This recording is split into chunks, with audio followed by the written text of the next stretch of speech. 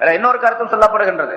ஆதம் அலைஹிஸ்ஸலாம் பொதுவா இது எதுக்கான இந்த கருத்து ஏன் இவ்வளவு கஷ்டப்பட்டு இந்த விளக்கம் சொல்லணும் அப்படின்னு கேட்டா, நபிமார்கள் பூரா எல்லா நபிமார்களும் மாசூமி, பாவங்களை சிறிய பெரிய அனைத்து பாவங்களை விட்டும் பாதுகாப்பு பெற்றவர்கள் என்பதாக அகீதா சுன்னத் ஜமாஅத்துடைய கொள்கை சம்பந்தப்பட்ட விஷயம். எந்த நபியும், அவர் எந்த நபியா இருந்தாலும் எந்த நபியும் சின்ன ஒரு பாவத்தை கூட அவர் செய்ய மாட்டார் அப்படிங்கிற நம்பிக்கை இருக்கணும். நம்பிக்கை கொள்ளக்கூடிய விஷயத்துல அல்லாஹ்வை நம்புகிற ரசூல்மார்களை நான் நம்புகின்றேன், ஒரு சுலிஹியம் தூதர்களை நான் நம்புகின்றேன். நபிமார்களை நம்பக்கூடிய விஷயத்துல நபிமார்கள் சிறிய பெரிய அனைத்து பாவங்களை விட்டும் பாதுகாப்பு பெற்றவர்கள். அல்லாஹ்விடத்திலிருந்து எந்த விதமான தப்பையும் தவறையும் பாவத்தையும் அவர்கள் செய்யவே மாட்டார்கள் அப்படின்னு ஒவ்வொரு மூமினான மனிதரும் நம்பிக்கை கொள்ள வேண்டும். அந்த நம்பிக்கை இப்ப ஆதம் அலைஹிஸ்ஸலாம் தப்பு செஞ்சாங்க அப்படின்னு சொன்னா அப்ப கொண்டிருக்கக்கூடிய அந்த கொள்கைக்கு மாற்றமாக ஆகுது. அதனால ஆதம் அலைஹிஸ்ஸலாம் அந்த செய்த விஷயம் என்ன அப்படிங்கறத முதல்ல விளங்கணும். ஆனா இதுல பல்வேறு கருத்துகள், ஏராளமானவர்கள் பல்வேறு கருத்துக்களை சொல்லி காட்டுகின்றார்கள். சுன்னத் ஜமாஅத்துடைய அகீதா இப்படித்தான். ஆதம் அலைஹிஸ்ஸலாம் அவர்கள் செய்தது ஒரு சருகுதல், அவர்களுடைய இஜ்திஹாத் ஆய்விலே தவறுதல் ஏற்பட்டு விட்டது அப்படின்னு நம்ம விளங்க வேண்டும். இரண்டாவது, ஹஜ்ரத் ஜுனைதுல் பக்தாதி ரஹ்மத்துல்லாஹி அவர்கள் சொல்லுவதை போன்று ஹஸனாத்துல் அப்ரார் சய்யிஆத்துல் முகர்ரபீன் என்ற ஒரு பழமொழி, ஒரு வாசகம். சில நல்ல மனிதர்கள் செய்யக்கூடிய நன்மையான காரியங்கள் அல்லாஹ்வுக்கு நெருக்கமாக இருக்கக்கூடிய முகர்ரபீன்களுக்கு குற்றமாக கருதப்படும். அது குற்றமாக கருதப்படும். சாதாரண மனிதர்கள் சில காரியத்தை செய்யறாங்க, ஒரு காரியத்தை செய்யறாங்கன்னு வச்சுங்க, அது அவர்களுடைய விஷயத்துல பார்க்கும்போது அவர் நன்மை செய்யறதாக தெரியும். ஆனா அதே காரியத்தை ஒரு உயர்ந்த மனிதர், ஒரு ஆலிம் அல்லது ஒரு தக்வா உள்ளவர், ஒரு சூஃபியா இருக்கக்கூடியவர், அதே காரியத்தை அவர் செய்தால் அது குற்றமாக கருதப்படும். நன்மையாக அவருக்கு தெரியும், மற்றவர்கள் அதை நன்மைன்னு நினைப்பாங்க. ஆனா இவர் என்ன செய்ய, மற்றவர்களுடைய இந்த சூஃபியாக்களுடைய விஷயத்திலே, முகர்ரபீன்களுடைய விஷயத்தில் அது குற்றமாக கருதப்படும் அப்படின்னு ஒரு பழமொழியை, ஒரு வாசகத்தை ஹஜ்ரத் ஜுனைதுல் பக்தாதி ரஹ்மத்துல்லாஹி அவர்கள் சொல்லி இருக்கின்றார்கள். அந்த அடிப்படையில ஆதம் அலைஹிஸ்ஸலாம் அவர்கள் செய்தது அது பாவம் இல்லை என்று இருந்தாலும் கூட அவர்கள் உயர்ந்த மனிதர், முதல் மனிதர். அல்லாஹு தஆலா தன்னுடைய குத்ரத் என்ற கரத்தினால் அவர்களை படைத்தான், மலக்குகளை சஜிதா செய்ய வைத்தான், எல்லா விஷயங்களையும் எல்லா ஞானங்களையும் அவர்களுக்கு கற்றுக் கொடுத்தான் என்ற அடிப்படையில அவர்கள் அந்த தவறுதலை, அந்த சருகுதலை செய்துவிட்ட காரணத்தால் அதை குற்றம் என்பதாக அல்லாஹு தஆலா வெளிப்படையாக வெளித்தோற்றத்தில் அந்த வாசகத்தை போட்டு சொல்லுகின்றானே தவிர உண்மையாக அந்த குற்றம் குற்றமாக கருதப்பட மாட்டார். ஏன்னா அல்லாஹ் தஆலா குர்ஆன்ல சொல்றான், வஅஸா ஆதமு ரப்பஹு, ஆதம் தன்னுடைய ரப்புக்கு மாறு செய்து விட்டார், பாவம் செய்து விட்டார் அப்படின்னு சொல்லிட்டு அவர் வழி தவறி விட்டார் அப்படின்னு வேற அல்லாஹ்வே சொல்றான். அசா அப்படின்னு சொன்னா பாவம் செய்தார் அப்படின்னு சொல்றான், தவறி விட்டார், வழி தவறி விட்டார் அப்படின்னு சொல்றான். இப்ப அல்லாஹ் ஏன் சொல்றான்னு கேட்டா இந்த முதல்ல சொன்ன கருத்தின் படிக்கை, அதாவது ஹஸனாத்துல் அப்ரார் சய்யிஆத்துல் முகர்ரபீன், நல்லோர்களுடைய நன்மை நெருக்கமானவர்களுக்கு தீமை என்று சொல்லப்படக்கூடிய அமைப்பிலே ஆதம் அலைஹிஸ்ஸலாம் அவர்களை கண்டிக்கும் முகமாக அல்லாஹ் தஆலா சொல்லுகின்றானே தவிர அது குற்றம் என்ற பொருள் அல்ல என்பதாக விளக்கப்பட்டு இருக்கின்றது. ஆதம் அலைஹிஸ்ஸலாம் இவ்வளவு உயர்ந்த மனிதராக இருந்து இந்த சருகுதலை, இந்த தவறுதலை செய்து விட்டாரே என்பதாக அல்லாஹ் தஆலா மக்களுக்கு சொல்லி காட்டுவதற்காக வேண்டி ஆதம் அலைஹிஸ்ஸலாத்துடைய மக்கள், அவர்களுடைய சந்ததியினர், மனித இனம் இப்படிப்பட்ட தவறுகளை கூட செய்துவிடக் கூடாது என்ற எச்சரிக்கைக்காக அல்லாஹ் தஆலா சொல்லி காட்டுகின்றான் என்பதாக குறிப்பிடப்பட்டிருக்கின்றது. அதனால ஆதம் அலைஹிஸ்ஸலாம் அவர்கள் குற்றம் செய்து விட்டார்கள், அந்த குற்றம் செய்ததனால உலகத்திற்கு அனுப்பப்பட்டார்கள், சொர்க்கத்திலிருந்து வெளியாக்கப்பட்டார்கள் அப்படின்னு நம்ம அந்த வாசகத்தை நம்மளுடைய நாவினால் உச்சரிக்க கூடாது என்பதாக குறிப்பிடுகின்றார்கள். இங்க மற்றொரு கருத்து, ஆதம் அலைஹிஸ்ஸலாம் அவர்கள் அந்த ஷைத்தான் ஆகிறவன் ஒரு பாம்பினுடைய வாயினுள்ளே நுழைந்து கொண்டு சொர்க்கத்திற்கு போனான் அப்படின்னு சொல்லிட்டு, அப்ப அந்த பாம்பு எப்படி அவனை உள்ள அனுமதிச்சிச்சு? பாம்பு இவனை எப்படி உள்ளே அனுமதிச்சிச்சு? அப்ப பாம்பின் மீதும் அந்த குற்றம் சாருகின்றது, அந்த பாம்பின் மீதும் அந்த குற்றம் இருக்கின்றது. இவனை உள்ளே கொண்டு போய் விட்டதற்காக வேண்டி அப்படி ஒரு கருத்து வைத்துக் கொண்டால் உள்ளே விட்டதற்காக வேண்டியும் அந்த பாம்பின் மீது குற்றம் சேருகின்றது. அதனாலதான் ஆதம் அலைஹிஸ்ஸலாத்தை உலகத்திற்கு அனுப்பக்கூடிய நேரத்துல ஆதமை மட்டும் அனுப்பவில்லை, ஆதம் அலைஹிஸ்ஸலாம் ஹவ்வா அலைஹிஸ்ஸலாம் ரெண்டு பேர்த்தையும் அனுப்புனா, அதோட சேர்ந்து ஷைத்தானும் வந்தா, அந்த பாம்பும் வந்துச்சு. பாம்பையும் அல்லாஹ் தஆலா உலகத்திற்கு அனுப்பிவிட்டான் என்பதாக குறிப்பிடப்படுகின்றது. அடுத்து அல்லாஹ் தஆலா சொல்லுன்னா, ஃபஅஸல்லஹுமா ஷைத்தானு அன்ஹா ஃபஅக்ரஜஹுமா மிம்மா கானா ஃபீஹி வகுல் நஹ்பிது பஅதுக்கும் லிபஅதின் அதுவ். பிறகு நாம் சொன்னோம், சொர்க்கத்திலிருந்து அந்த ஷைத்தானுடைய ஊசாட்டத்தின் காரணமாக அல்லாஹ் அவர்களை வெளியாக்கி விட்டான். சொர்க்கத்திலிருந்து வெளியே வந்துட்டாங்க. வெளியே வந்த பின்னால நாம் சொன்னோம், இஹ்பிது, நீங்கள் எல்லாம் இறங்கி செல்லுங்கள், பூமிக்கு இறங்கி செல்லுங்கள். பாவுக்கும் லிபாவின் அதுவும், உங்களில் சிலரிடத்தில் சிலருக்கு எதிரிகளாக இருக்கும் நிலைமையில், சிலருக்கு சிலர் எதிரியாக இருக்கும் நிலைமையில் நீங்கள் இறங்கி செல்லுங்கள். வலக்கும் ஃபில் அர்தி முஸ்தகர்ருன், உங்களுக்கு பூமியிலே தங்கக்கூடிய இடம் பூமியிலே இருக்கின்றது. ஓ மத்தாஉன், சுகம் பெறக்கூடிய சில பொருள்களும் இருக்கின்றன. இலா ஹீன், குறிப்பிட்ட ஒரு காலம் வரைக்கும் என்று அல்லாஹ் தஆலா சொன்னார். நாம் சொன்னோம் என்று அல்லாஹ் குறிப்பிடுகின்றார். சொர்க்கத்திலிருந்து வெளியாக்கப்பட்ட பின்னால ஆதம் அலைஹிஸ்ஸலாம் அவர்களை அல்லாஹ் தஆலா பூமிக்கு இறங்குமாறு சொல்லுகின்றார். அப்படி பூமிக்கு இறங்குமாறு சொல்லக்கூடிய அந்த வாசகத்திலே குல்னா, நாம் சொன்னோம், இஹ்பிது, நீங்கள் இறங்குங்கள். இந்த இஹ்பிதுங்கிற வார்த்தை பன்மை வார்த்தைங்க. நீங்கள் இறங்குங்கள் பன்மையாக அல்லாஹ் தஆலா சொல்லி இருக்கின்றானே. ஆதம் ஹவ்வா 2 பேர் தானே இருக்கிறாங்க, 2 பேரும் இறங்குங்கள்னு சொல்லணும். முன்னால் இருக்கக்கூடிய வாசகங்கள்லாம் நீங்க 2 பேரும் சொர்க்கத்துல குடியிருங்கள், 2 பேரும் அந்த என்ன வேணாலும் சாப்பிடுங்க, அந்த மரத்துக்கு பக்கத்தில் 2 பேரும் போகாதீங்க, 2 பேருன்னே சொல்லி இருக்கிறான். இந்த இடத்துல மட்டும் நீங்கள் அனைவரும் அப்படின்ட்டு பன்மையாக அல்லாஹ் தஆலா அந்த வார்த்தையை உபயோகிக்கின்றார். அதுக்குதான் முன்னால சொன்ன கருத்து விளக்கப்பட்டு இருக்கின்றது. ஆதமும் ஹவ்வாவும் மட்டும் இந்த உலகத்திற்கு இறங்கி வரவில்லை, இறக்கப்படவில்லை. மாறாக ஷைத்தானும் அவர்களோடு சேர்த்து இறக்கப்பட்டான். அந்த பாம்பும் சேர்த்து இறக்கப்பட்டது என்பதாக குறிப்பிடப்படுகின்றது. சரி, ஆதம் அலைஹிஸ்ஸலாம் அவர்களை அல்லாஹ் தஆலா இந்த பூமியில இறக்கினான். அது பல நாட்கள்ல பல கருத்துக்கள் இருக்கு. ஆதம் அலைஹிஸ்ஸலாம் அவர்களை ஒரு இடத்திலும் எல்லாத்தையும் ஒரே இடத்துல இறக்கப்படவில்லை. ஆதம் அலைஹிஸ்ஸலாத்து ஒரு இடத்துல, ஹவ்வாவை ஒரு இடத்துல, ஷைத்தான் ஒரு இடத்துல, அந்த பாம்பு ஒரு இடத்துல, 4 பொருள்களையும் 4 இடங்களிலே அல்லாஹ் தஆலா இறக்கி வைத்தான் என்பதாக. ஆதம் அலைஹிஸ்ஸலாம் அவர்கள் இப்ப ராமேஸ்வரம் இருக்குது பாருங்க, அந்த இடத்துக்கு சரந்தீப் என்பதாக எழுதுகின்றார்கள். சரந்தீப்ங்கிறது சிலோன்ல உள்ள ஒரு மலைக்கு பேர். அந்த பகுதியிலே இறங்கினார்கள் என்பதால் சரித்திர ஆசிரியர்கள் அதை சுட்டி காட்டும் பொழுது இப்பொழுது ராமேஸ்வரம் இருக்கின்றது அந்த பகுதியில் தான் ஆதம் அலைஹிஸ்ஸலாம் அவர்கள் இறக்கப்பட்டார்கள். அந்த இடத்துல கடலோர பகுதி அது. ஷாம் நாட்டில் உள்ள ஒரு இடம், அந்த இடத்துல ஷாம் தேசத்தில் உள்ள சிரியா பகுதியில் உள்ள ஒரு இடத்துல இறக்கி வச்சான். அதே மாதிரி இந்த பாம்பை பைசான், அதாவது ரஷ்யா பகுதியில் உள்ளது, துருக்கி பகுதியில் உள்ளது, அந்த பகுதியில் உள்ள ஒரு ஊர்ல அந்த பாம்பை இறக்கி வைத்தான் என்பதாக குறிப்பிடுகின்றார்கள். இப்ப பாம்பை பத்தி ஷைத்தானை பத்தி பிரச்சனை இல்லை நமக்கு. ஆதமும் ஹவ்வாவும் இறக்கப்பட்ட இடம் எது அப்படின்னு கேட்டா, முதல்ல ஆதம் அலைஹிஸ்ஸலாம் அவர்களை இந்தியாவில் தான் அல்லாஹ் தஆலா இறக்கி வச்சான். ஆதம் அலைஹிஸ்ஸலாம் அவர்கள் இறங்கக்கூடிய நேரத்தில், இந்த உலகத்திற்கு இறக்கப்படக்கூடிய நேரத்தில் அவர்களோடு ஹஜருல் அஸ்வத் என்ற அந்த கல்லையும் இறக்கி வைத்தான்.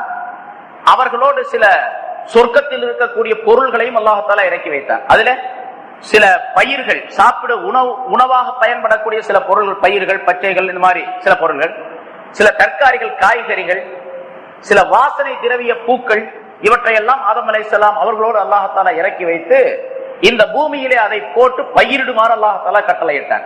ஏன்னா பூமிக்கு வந்த பின்னால அவர்களுக்கு பசியை அல்லாஹ் தஆலா உண்டாக்கினான். பசி இயற்கையாக படைச்சு வச்சிருந்தான். சொர்க்கத்தில் இருக்கக்கூடிய நேரம் வரைக்கும் அந்த பசி அவர்களுக்கு தெரியவில்லை. எப்பொழுது அந்த பழத்தை சாப்பிட்டாங்களோ உடனே வயிற்றுக்குள்ள கலக்க ஆரம்பிச்சிச்சு. அதுக்கு பிறகு அது வெளிக்கு போக வேண்டிய நிலை ஏற்பட்டது. வெளிக்கு போய் உலகத்துல வந்த பின்னால்தான் அவங்க வெளிக்கு போனாங்க. சொர்க்கத்தில் இருக்கக்கூடிய நேரத்திலேயோ வானுலகத்தில் இருக்கக்கூடிய நேரத்திலேயோ அவர்கள் அந்த மலத்தை கழிப்பதற்குரிய இடத்தை அவர்கள் பெற்றுக்கொள்ளவில்லை. உடனடியாக அல்லாஹ் தஆலா பூமிக்கு இறக்கினா. பூமியில வந்தவுடன் முதலாவதாக செஞ்ச வேலை வெளிக்கு இருந்தாங்க. மலம் கழித்தார்கள் முதலாவது வந்தவுடன். ஏன்னா அதான் ரொம்ப வேலை செஞ்சுக்கிட்டே இருந்துச்சு. ஏன்னா எதை அடக்குனாலும் அதை அடக்க முடியாது. சாதாரண சொல்லுவோம், ஆத்திரத்தை அடக்கலாம், மூத்திரத்தை அடக்க முடியாது அப்படின்னு சொல்லிட்டு, அதை விட அடக்க முடியாத ஒரு பொருள் வயிற்றுக்குள்ள இருக்கக்கூடிய உபாதை. மனுஷனுக்கு ரொம்ப முக்கியமா இருக்கக்கூடியது அதுதான். அது இல்லைன்னு சொன்னா, அது வெளியாகல அப்படின்னு சொன்னா மனிதனுக்கு எல்லா விதமான கஷ்டமும் ஏற்பட்டு போயிடும். ஒருத்தருக்கு மலம் கழிக்க வேண்டிய நிர்பந்தமான ஒரு நிலையில நீங்க 1 கோடி ரூபாயை கொண்டு போய் அவர்கிட்ட கொடுத்து, ரொம்ப நிர்பந்தமான நிலைன்னு வச்சுங்க, 1 கோடி ரூபாயை கொடுத்து கொஞ்ச நேரம் அப்படியே அடைக்கிங்க, இந்த கோடி ரூபாயை வச்சுங்க அப்படின்னு சொன்னாலும் வாங்க மாட்டாரு. நீங்க வேணா டெஸ்ட் பண்ணி பாருங்க, அவரை எந்த நிலையும் வாங்க முடியாது. அதான் ஒரு அரசர் மந்திரிகிட்ட கேட்டாராம். அரசர் வந்து மந்திரிகிட்ட கேட்டாராம், உலகத்துல ரொம்ப முக்கியமானது எது அப்படின்னு சொல்லிட்டு. வெளிக்கு இருக்கிறது அப்படின்னாராம் மந்திரி. எது ரொம்ப ரொம்ப முக்கியமானது, மிக முக்கியமானது, அதை விட முக்கியமானது இருக்கக்கூடாது அப்படின்னு. அரசருக்கு கோபம் வந்துருச்சு. என்னன்னா கேட்ட உடனே இப்படி அசிங்கமான வார்த்தை சொல்றான் அந்த ஆளு. நீங்க இதை நிரூபிக்கலன்னா உன் தலை காணா போயிடும், வெட்டிடுவேன் அப்படின்னாராம். சரி அரசரே, நாளைக்கே நான் நிரூபிக்கிறேன் அப்படின்னு சொன்னார். அதே மாதிரி, ஆனா நான் சொல்றதெல்லாம் நீங்க கேட்கணும், நிரூபிக்கிறதா நான் சொல்றதை நீங்க கேட்கணும். சரி அப்படின்னு அரசர் ஒத்துக்கிட்டார்.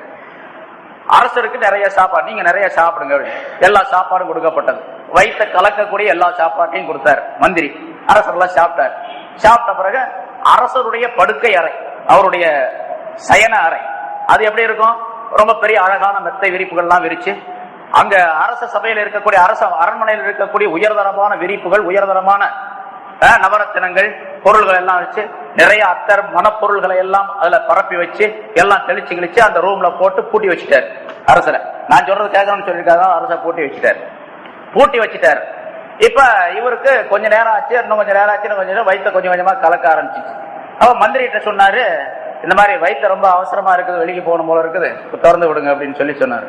அதெல்லாம் திறக்கலாம் முடியாது, நான் சொல்றதை நீங்க கேட்கணும், முக்கியமான பொருள் எது அப்படின்னு உங்களுக்கு விளக்குறதுக்காக தான் இந்த நிபந்தனைகள்லாம் போட்டது அப்படின்ட்டு.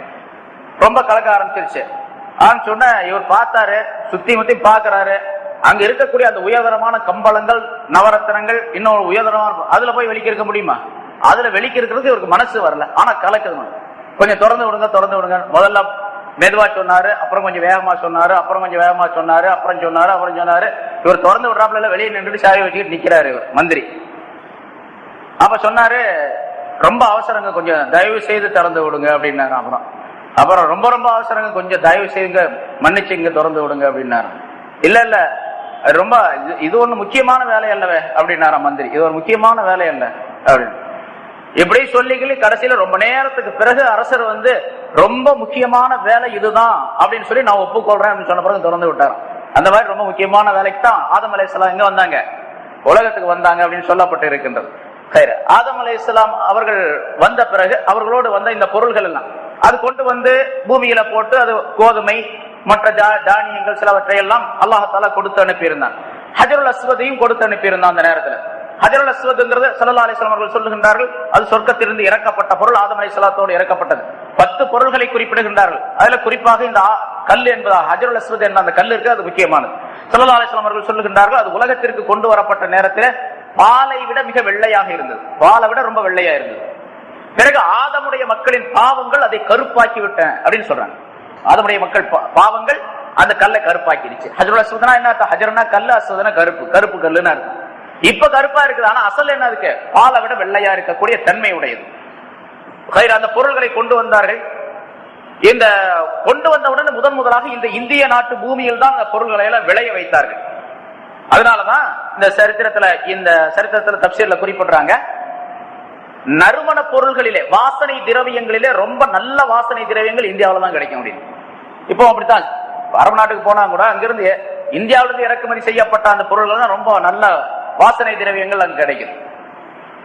ஏன்னு கேட்டா ஆதம் அலைஹிஸ்ஸலாம் அவர்கள் கொண்டு வந்த அந்த நறுமண பொருள்களையும் இந்த இந்திய பகுதியில் தான் அவர்கள் பயிர் செய்தார்கள் என்பதாக குறிப்பிடுகின்றார்கள். பூக்கள், மலர்கள் மற்றும் உள்ள வாசனை பூக்கள் எல்லாம் எல்லாவற்றையும் கொண்டு வந்தார்கள். ஒவ்வொன்றிலும் ஒவ்வொரு இனத்தை ஒரு ஜோடி அல்லாஹ் தஆலா கொடுத்து அனுப்பி அதை விளைவிக்குமாறு செய்தான் என்பதாக குறிப்பிடுகின்றார். ஆதம் அலைஹிஸ்ஸலாம் அவர்கள் உலகத்துக்கு வந்த பின்னாலே அந்த ராமேஸ்வரம் அந்த பகுதியிலே தங்கி இருந்தார்கள். ஹவ்வா அலைஹிஸ்ஸலாம் அவர்களை அந்த ஜித்தாவிலே தங்க வைத்து விட்டார். அதுக்கு அசல்ல ஜத்தா தான். இப்போ அங்க போனா ஜத்தான்னு தான் சொல்லுவாங்க, ஜித்தான்னு சொல்றது ரொம்ப கம்மி. ஜத்தான்னு சொன்னா பாட்டின்னு அர்த்தம். ஜத்தாங்கிறது பாட்டி அப்படின்னு. ஜத்துனா பாட்டன், ஜத்தானா பாட்டி. ஹவ்வா அலைஹிஸ்ஸலாம் அவர்கள் நம்முடைய பாட்டி அப்படிங்கிற அமைப்புலதான் அந்த பேர் அங்க சொல்லப்பட்டிருக்கு, ஜித்தாவுக்கு ஜத்தா அப்படின்னு சொல்லிட்டு. ஆதம் அலைஹிஸ்ஸலாம் அவர்கள் உலகத்திற்கு வந்த பின்னால இந்த தவறை நினைத்து நினைத்து வருந்தி கொண்டே இருந்தார், அழுது கொண்டே இருந்தார்கள், பாவங்களை நினைத்து. பிறகு அல்லாஹ் தஆலா கட்டளையிட்டான், நீங்க போய் இந்த திசையாக போங்க, அங்க மக்கா நகரம் என்று ஒன்று இருக்கும், அங்க காபா இருக்கின்றது, அந்த காபாவை நீங்கள் தவாப் செய்து விட்டு வர வேண்டும், ஹஜ் செய்து விட்டு வர வேண்டும் என்பதை அல்லாஹ் தஆலா கட்டளையிட்டான். இப்ப ஹஜ் செய்ய வேண்டும் என்ற கட்டளை அல்லாஹ் தஆலா சொன்னது ஆதம் அலைஹிஸ்ஸலாம் அவர்கள் இந்த உலகத்திற்கு அனுப்பப்படுவதற்கு முன்னதாகவே காபா கட்டப்பட்டு விட்டது அப்படிங்கிற வரலாற்றின்படி. மலக்குகள் ஆதம் அலைஹிஸ்ஸலாம் அவர்கள் இந்த உலகத்திற்கு வருவதற்கு 2000 ஆண்டுகளுக்கு முன்னதாகவே மலக்குகளின் மூலமாக அல்லாஹ் தஆலா காபாவை கட்டி மலக்குகள் அந்த காபாவை தவாப் செய்து கொண்டிருந்தார்கள். அதற்கு பிறகு ஆதம் அலைஹிஸ்ஸலாம் அவர்களை அனுப்பினான் அல்லாஹ் தஆலா. ஆதம் அலைஹிஸ்ஸலாத்துக்கு கட்டளையிட்டா நீங்கள் காபாவுக்கு செல்லுங்கள் அப்படின்னு சொல்லிட்டு, அந்த காபாவுக்கு செல்லக்கூடிய நேரத்தில் இந்த உங்களோடு அனுப்பி அந்த கல்லை கொண்டு போங்கள், கொண்டு போய் ஒரு மூலையிலே அல்லாஹ் தஆலா குறிப்பிட்டு அந்த மூலையை குறிப்பிட்டு சுட்டிக்காட்டி இந்த மூலையிலே நீங்கள் பதித்து விடுங்கள் என்பதாகவும் அல்லாஹ் தஆலா கட்டளையிட்டான். ஆதம் அலைஹிஸ்ஸலாம் அவர்கள் தான் கொண்டு போய் அந்த கல்லை முதலாக பதித்தார்கள். அப்பொழுதுதான் ஹஜருல் அஸ்வத் என்பது அங்கே இருந்தது. இப்படி ஒரு வரலாறுல இன்னொரு வரலாறு, ஆதம் அலைஹிஸ்ஸலாம் அவர்களுக்கு அல்லாஹ் தஆலா இப்படி கட்டளையிட்டான், நீங்கள் இங்கிருந்து மக்காவுக்கு செல்லுங்கள் என்று ஒரு இடத்தை சுட்டிக்காட்டி ஜிப்ரீல் அலைஹிஸ்ஸலாம் மூலமாக அறிவிப்பு செய்து அந்த இடத்திற்கு போன பின்னாலே என்னுடைய உத்தரவுப்படி ஒரு கட்டிடத்தை கட்டுங்கள் என்பதாக அல்லாஹ் தஆலா உத்தரவிட்டான். ஆதம் அலைஹிஸ்ஸலாம் அவர்கள் அல்லாஹ் சொல்லியபடி ஜிப்ரீல் அலைஹிஸ்ஸலாம் காட்டி கொடுத்த முறைப்படிக்கு ஒரு கட்டடத்தை உருவாக்கினார்கள். அந்த கட்டடம் தான் காபா. அப்ப முதலாக காபாவை கட்டியது ஆதம் அலைஹிஸ்ஸலாம் அப்படிங்கிறது இன்னொரு வரலாறு. எப்படி இருந்தாலும் காபா, ஆதம் அலைஹிஸ்ஸலாம் அவர்கள் போய் காபாவை தவாப் செய்தார்கள். ஹஜ் செய்யுமாறு அல்லாஹ் தஆலா கட்டளையிட்டான். அந்த செயல்களை எல்லாம் சொல்லி கொடுத்தான். மினாவுக்கு போனாங்க, அரபாவுல தங்கினாங்க, பிறகு முஸ்தலிஃபாவுக்கு வந்தாங்க, கல்லடிச்சாங்க. கல்லடிக்கிற நிகழ்ச்சிகள் அப்ப கிடையாது.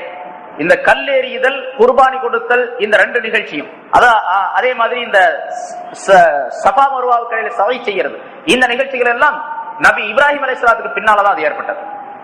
இப்ராஹிம் அலைஹிஸ்ஸலாம் அவர்களுடைய மனைவி ஹாஜரா அவர்கள் அந்த சஃபா மர்வாவுக்கு இடையில ஓடியதின் காரணமாக சஃபா மர்வா நிகழ்ச்சி, சவையுடைய நிகழ்ச்சி. குர்பானி கொடுத்ததின் காரணம், மகனை குர்பானி கொடுக்க துணிந்ததின் காரணமாக குர்பானியுடைய நிகழ்ச்சி. ஷைத்தான் குறுக்கிட்டதன் காரணமாக கல்லால் அடித்தார்கள், கல்லடிக்கக்கூடிய நிகழ்ச்சி. இந்த மூன்றும் நபி இப்ராஹிம் அலைஹிஸ்ஸலாம் அவர்களிலிருந்து உருவானது. காபாவை தவாப் செய்வது, அரபாவில் தங்குவது, மினாவுக்கு போவது, இந்த விஷயங்கள் எல்லாம் ஆதம் அலைஹிஸ்ஸலாம் அவர்களுடைய காலத்திலிருந்தே இருக்கின்றது. சரி, ஆதம் அலைஹிஸ்ஸலாம் அவர்கள் இப்ப எவ்வளவு நாளைக்கு பின்னால போனாங்க அப்படிங்கிறது ஒரு அதுல கருத்து வேறுபாடு இருக்கின்றது.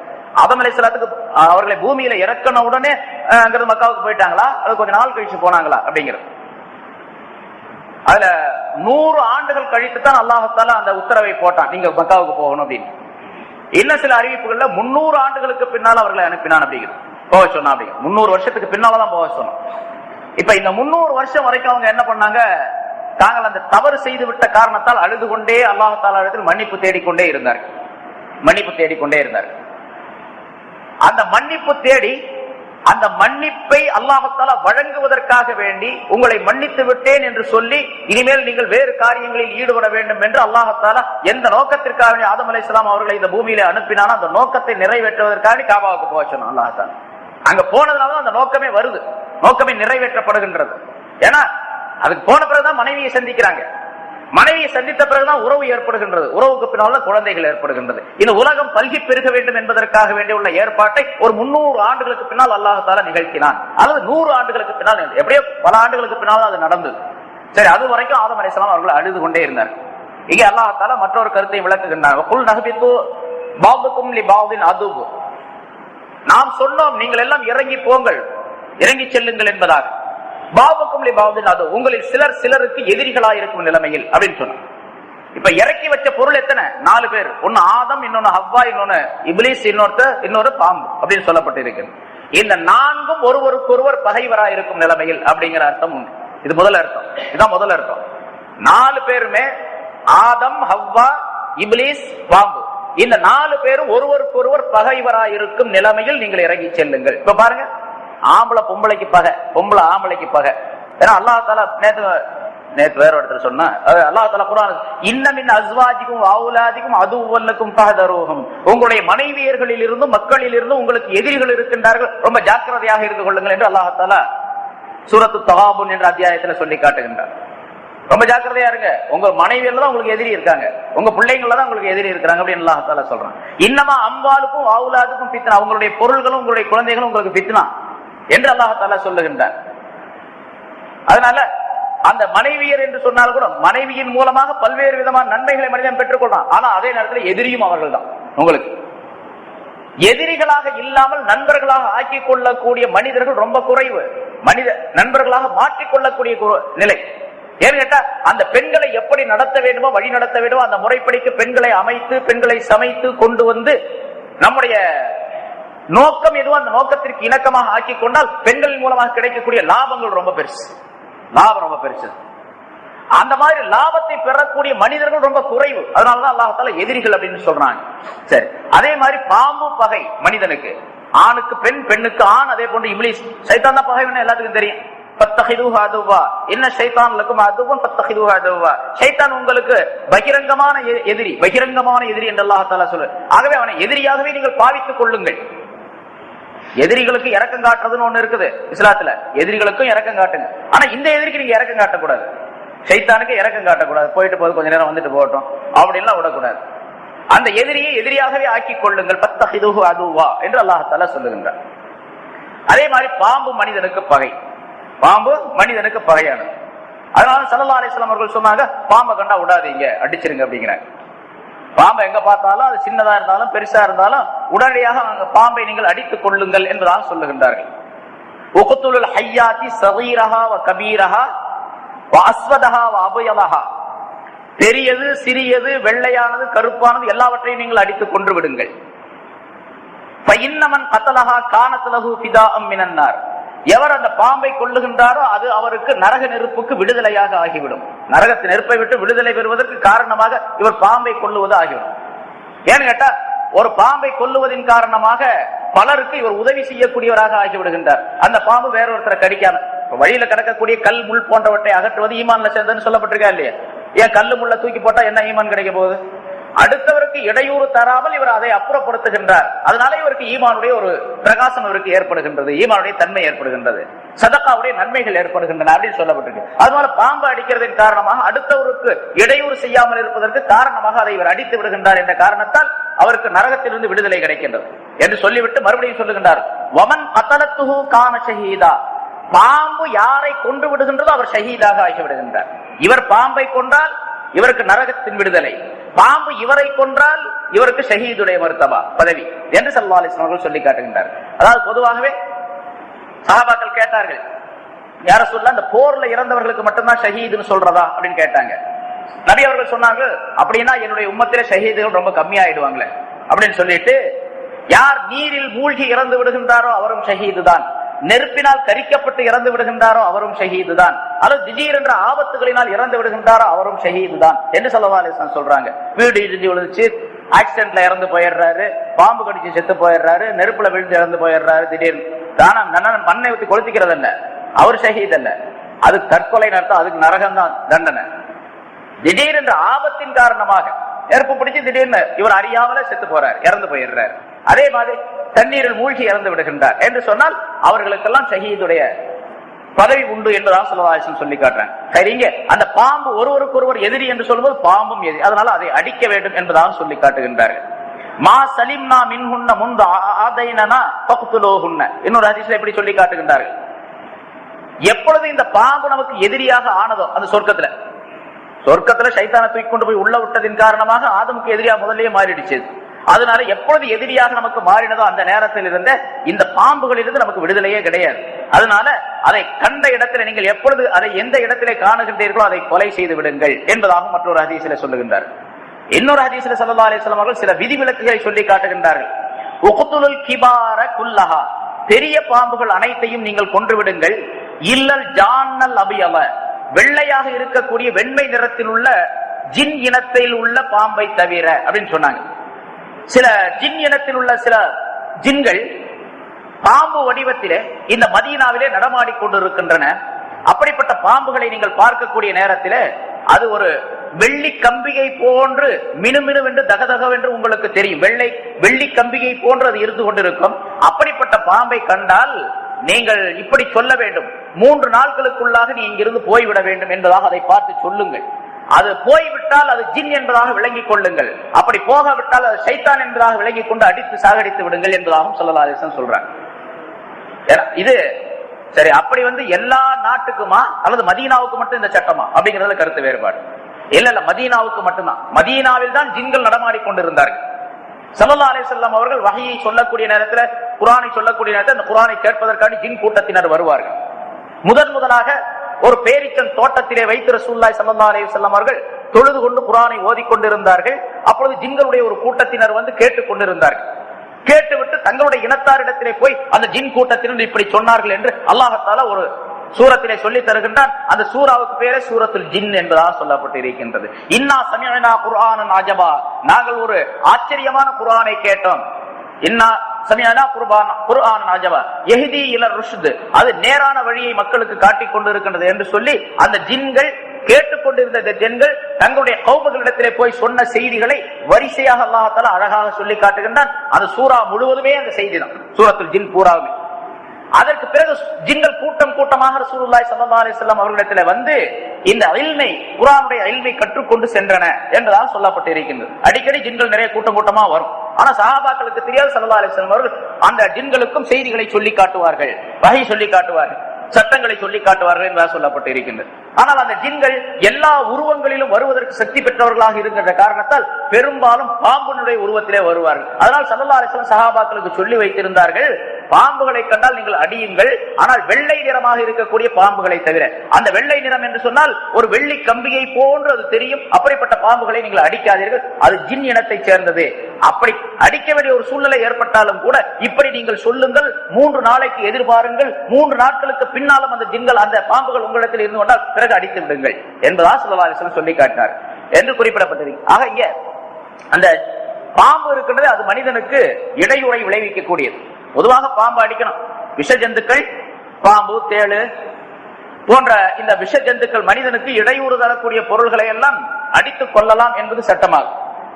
அதே போன்று எலி, இதெல்லாம் ஸல்லல்லாஹு அலைஹி வஸல்லம் ஒரு ஹதீஸ்ல இப்படி சொல்ல, ஹுவைசிகாத் என்பதாக சொல்ல, இதெல்லாம் பாவங்களை உருவாக்கக்கூடிய பொருள்கள் என்பதாக, உயிரினங்கள் பாவங்களை உருவாக்கக்கூடிய பொருள்கள் என்பதாக.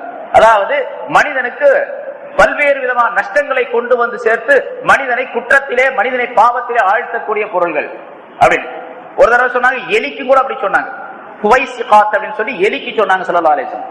இந்த ஹுவைசிகாத் என்று சொல்லப்படக்கூடிய இந்த சின்ன குற்றங்கள் செய்யக்கூடிய இந்த எலிகளை நீங்கள் அடித்துக் கொள்ளுங்கள், அது உங்களுடைய வீடுகளிலே இருக்கக்கூடிய வீடுகளை சில நேரங்களிலே அது எரித்து விடுவதற்கு காரணமாக அது ஆகிவிடும் என்பதாக சொன்னாங்க. இந்த காலத்துல மண்ணெண்ண லைட் இருக்கும், அல்லது எண்ணெயில லைட் வச்சிருப்பாங்க. இப்பதானே எலக்ட்ரிக் வந்தது, அதுக்கு முன்னாலும் மண்ணெண்ண லைட் இருந்தது. இரவு நேரத்தில் அந்த விளக்கு கொளுத்தி வச்சிருப்பாங்க. எலி நிறைய இருந்துச்சு அப்படின்னு சொன்னா அந்த எலி வந்து அந்த விளக்கை தட்டி விடும். விளக்கு கீழே விழுந்த உடனே அங்க இருக்கக்கூடிய துணியிலேயோ மற்ற தாள்கள்லயோ எதுலயோ ஒரு பொருள்ல பத்திக்கும், பிறகு அந்த வீடே எரிஞ்சு போயிடும். இந்த வீடு எரியறதுக்கு காரணம் அந்த எலி. அதனால அதுக்கு பேர் பாஸ்கா அப்படின்னு பேர் வச்சாங்க, சின்ன பாவம் செய்யக்கூடிய ஒரு பொருள் அப்படின்னு சொல்லி. அதனால அதை அடித்துக் கொள்ளுங்கள் என்பதா சொன்னாங்க. சரி, இந்த தேள், பாம்பு, இந்த எலி, இப்படிப்பட்ட இந்த விஷ ஜந்துக்கள் மனிதருக்கு இடையூறு தரக்கூடிய இந்த பொருள்களை எல்லாம் ஹரமிலும் கொல்லலாம், ஹரமுக்கு வெளியிலும் கொள்ளலாம், கொன்று விடலாம். ஹரம் எல்லை இருக்குத, மக்காவை சுற்றி ஒரு 15 கிலோமீட்டர் சுற்றளவுக்கு ஹரம் எல்லை என்று ஒன்று வகுக்கப்பட்டு இருக்கிறது. அதுக்குள்ள எந்த பொருளையும் அடிச்சு சாகடிக்க கூடாது, எந்த மரத்துடைய இலைகளையும் பறிக்க கூடாது, எந்த பொருளுக்கும் இடையூறு செய்யக்கூடாது, யாருக்கும் எந்த விதமான தொந்தரவும் செய்யக்கூடாது, எந்த குற்றவாளிக்கும் தண்டனை அதற்குள்ள விதிக்க கூடாது என்பதெல்லாம் சட்டம். அல்லாஹ் தஆலா குர்ஆன்ல அந்த லன் தனாலுல் பிர்ராத், அதாவது அது ஹஜ்ஜை பற்றி சொல்லக்கூடிய அந்த ஆயத்தில் அல்லாஹ் தஆலா சொல்லி தருகின்றார். அப்படிப்பட்ட அந்த ஹரமுடைய பூமியிலும் கூட பாம்பு, பல்லி போன்றவற்றை எல்லாம் அடிக்கலாம், பல்லியும் கூட அடிக்கணும். அவர் ஹதீஸ்ல ஸல்லல்லாஹு அலைஹி வஸல்லம் சொல்லுகின்றார், வஸாத், அந்த பல்லி இருக்கின்றதே அதுவும் மனிதனுக்கு பாம்பை போன்று விஷத்தை கக்கக்கூடியதுதான். ஒரு பல்லி ஒரு பெரிய தேக்ஸால சாப்பாட்டுல விழுந்துருச்சுன்னா போதும், அந்த சாப்பாடு பூராமே வந்து விஷமாகிவே. எத்தனை பேர் அதை சாப்பிடுறாங்களோ அத்தனை பேர் நாலு காலி எல்லாருமே. பாம்பை விட சில நேரங்களில் கடுமையான விஷம் பல்லிக்கு உண்டு, தேளை விட அதிகமான விஷம் பல்லிக்கு உண்டு. நீங்க பாக்கலாம், அந்த பல்லி வந்து தேளை பிடிச்சி சாப்பிடும். பல்லி தேளை போய் பிடிச்சிக்கும், பிடிச்சி சாப்பிடும். சின்ன தேளா இருந்தா, பெருசா இருந்தா முழுங்க முடியாது, சின்னதா இருந்தா தபக்குன்னு போய் அந்த கொடுக்க பிடிச்சிக்கும், பிடிச்சி கொஞ்சம் கொஞ்சமா முழுங்கும். தேளுக்கு விஷம் எங்க இருக்குன்னு கேட்டா அதனுடைய பின்னால் உள்ள அந்த வால் இருக்குது பாருங்க, அந்த வால்ல வந்து ஒரு கொடுக்கு இருக்கும், அதுலதான் அந்த விஷம் இருக்குது. இந்த பல்லி முன்னால பிடிச்சிக்கும், அந்த தேள் வந்து தன்னுடைய வாளால அந்த விஷத்தை அந்த கொடுக்குனால பல்லி எப்படி கொட்டிக்கிட்டே இருக்கும், இது முழுங்கிட்டே இருக்கும், அது கொட்டிக்கிட்டே இருக்கு, பாட்டு முழுங்கிட்டே இருக்கும். அப்ப பல்லிக்கு அந்த தேளுடைய விஷம் கூட ஒண்ணும் செய்யாது, அவ்வளவு கடுமையான விஷம் உள்ளது பல்லி. அதனால பல்லி எங்க கண்டாலும் அடிச்சிடணும் உடனடியாக, வீட்டுல பல்லி இருக்க விடக்கூடாது. என்ன பல்லி, ஆனா பல்லி இருக்கிறது பூச்சி கீச்சி எல்லாம் பிடிக்கும், அது வேற விஷயம், அதுக்காக வேண்டி வளர்த்துக்கிட்டே இருக்கிறது அர்த்தம் இல்ல, அதை அடிச்சு சாக அடிச்சிடணும், பல்லி இருக்க கூடாது. ஸல்லல்லாஹு அலைஹி ஆயிஷா ரலியல்லாஹு தஆலா அன்ஹா அவர்கள் அறிவிக்கின்றார்கள், ஸல்லல்லாஹு அலைஹி அவர்கள் சொன்னாங்க, ஒரே அடியில பல்லி அடிச்சா ஒரு 100 நன்மை கிடைக்குமா. அது எவ்வளவு தூரம் அந்த ஹதீஸ் உண்மையானது அப்படின்னு தெரியல, ஆனா ஹதீஸ் இருக்குது. மிஷ்காத்திலையும் கூட அந்த ஹதீஸ் சொல்லப்பட்டிருக்கிறது. மிஷ்காத்னு ஒரு பிரபலமான ஹதீஸ் கிதாப், அதுலயும் அந்த ஹதீஸ் இருக்கு, இந்த தப்சீர்லயும் கூட இருக்குது அந்த ஹதீஸ் இருக்குது. பல்லிய ஒரே அடியில் அடிச்சா 100 நன்மை. ஏன்னு கேட்டா எந்த பொருளை அடிக்கிற பொருளா, சாகடிக்கப்படக்கூடிய பொருளாக இருந்தாலும் கூட அதுக்கு ரொம்ப தொந்தரவு கொடுக்காம திடீர்னு அடிச்சு ஒரே அடியை முடிச்சிடணும் கதையை. அதனாலதான் கோழியா இருக்கும்போது பிஸ்மில்லாஹ் அல்லாஹ் அக்பர்னு சொல்லி அறுக்கிறோம். கூரான கத்தியை கொண்டு அறுக்க வேண்டும். கூரான கத்தி இருக்கிறது சுன்னத்து, கத்தி கூர்மையாக ஆக்கிக் கொள்வது ஒரு சுன்னத்து. அது உயிர் நாடி நரம்பு என்று சொல்லப்படக்கூடிய 3 நரம்புகள். அந்த நரம்பு 3 நரம்பை அப்படி பிடிச்சுக்கிட்டு பிஸ்மில்லாஹி அல்லாஹ்னு சொன்ன உடனே அறுத்தறணும் டக்குன்னு. அதை வச்சுக்கிட்டு இவர் கதை பேசிட்டு இருக்க கூடாது. உங்க வீட்டுல என்ன ஆனோம், இந்த சில மோதினார்கள் இருக்கிறாங்க, நம்ம பார்த்திருக்கிறோம் அந்த மாதிரி. ஏன்னா ஆனங்காத்திரி ஏதாச்சும் 2-3 துண்டு போட்டு கொண்டு வந்தா என்ன அப்படின்னு சொல்லிக்கிட்டே அறுத்துக்கிட்டே இருப்பார். அந்த கோழிக்கு என்ன வேதனை இருக்குதோ அது தெரியாது அவருக்கு. உடனடியாக அதுக்கு ரூஹு போகக்கூடிய அளவுக்கு, அந்த ரத்தம் வெளிப்படக்கூடிய அளவுக்கு உடனடியாக அறுத்து முடிச்சிடணும். அதை போட்டு கத்தியை வச்சுக்கிட்டு தீட்டிக்கிட்டே இருக்கக்கூடாது கழுத்துல என்று சொல்லலாம். அதுக்கு அது செய்யக்கூடிய எஹ்சான் என்பதாக சொல்லுகின்றார்கள். கோழியை அறுப்பதிலும் எஹ்சான் இருக்கின்றது, அதற்கு அந்த கத்தியை தீட்டிக் கொள்வது அதற்குரிய எஹ்சான் என்பதாக சொல்லுகின்றார்கள். அது போல பள்ளி அடிக்கிறது 100 நன்மை. என்னன்னு காரணம் கேட்டா, அதை அடிச்ச உடனே அதற்கு வேறு வேதனைகள் எல்லாம் உடனடியாக செத்து போயிடணும். செத்து போயிட்டா 100 நன்மை. சரி, 2 அடியில சாகடிச்சான், அதை விட கம்மி. கம்மின்னு சொல்றாங்க, எவ்வளவுன்னு சொல்லல. 3 அடியில செத்துக்கு போற மாதிரி அடிச்சான், அதை விட கம்மி அப்படின்னு சொல்றாங்க. அதோட நிறுத்திக்கிட்டாங்க. அப்புறம் 4-5 எல்லாம் போகல. First prize, second prize, third prize, அவ்வளவுதான். 3 நிறுத்திக்கிட்டாங்க ஸல்லல்லாஹு அலைஹி வஸல்லம். அப்படி. ஆனா பள்ளி உண்மையிலேயே விஷம் உள்ளது, அதை அடித்து கொல்ல வேண்டும் என்பதும் சட்டம்.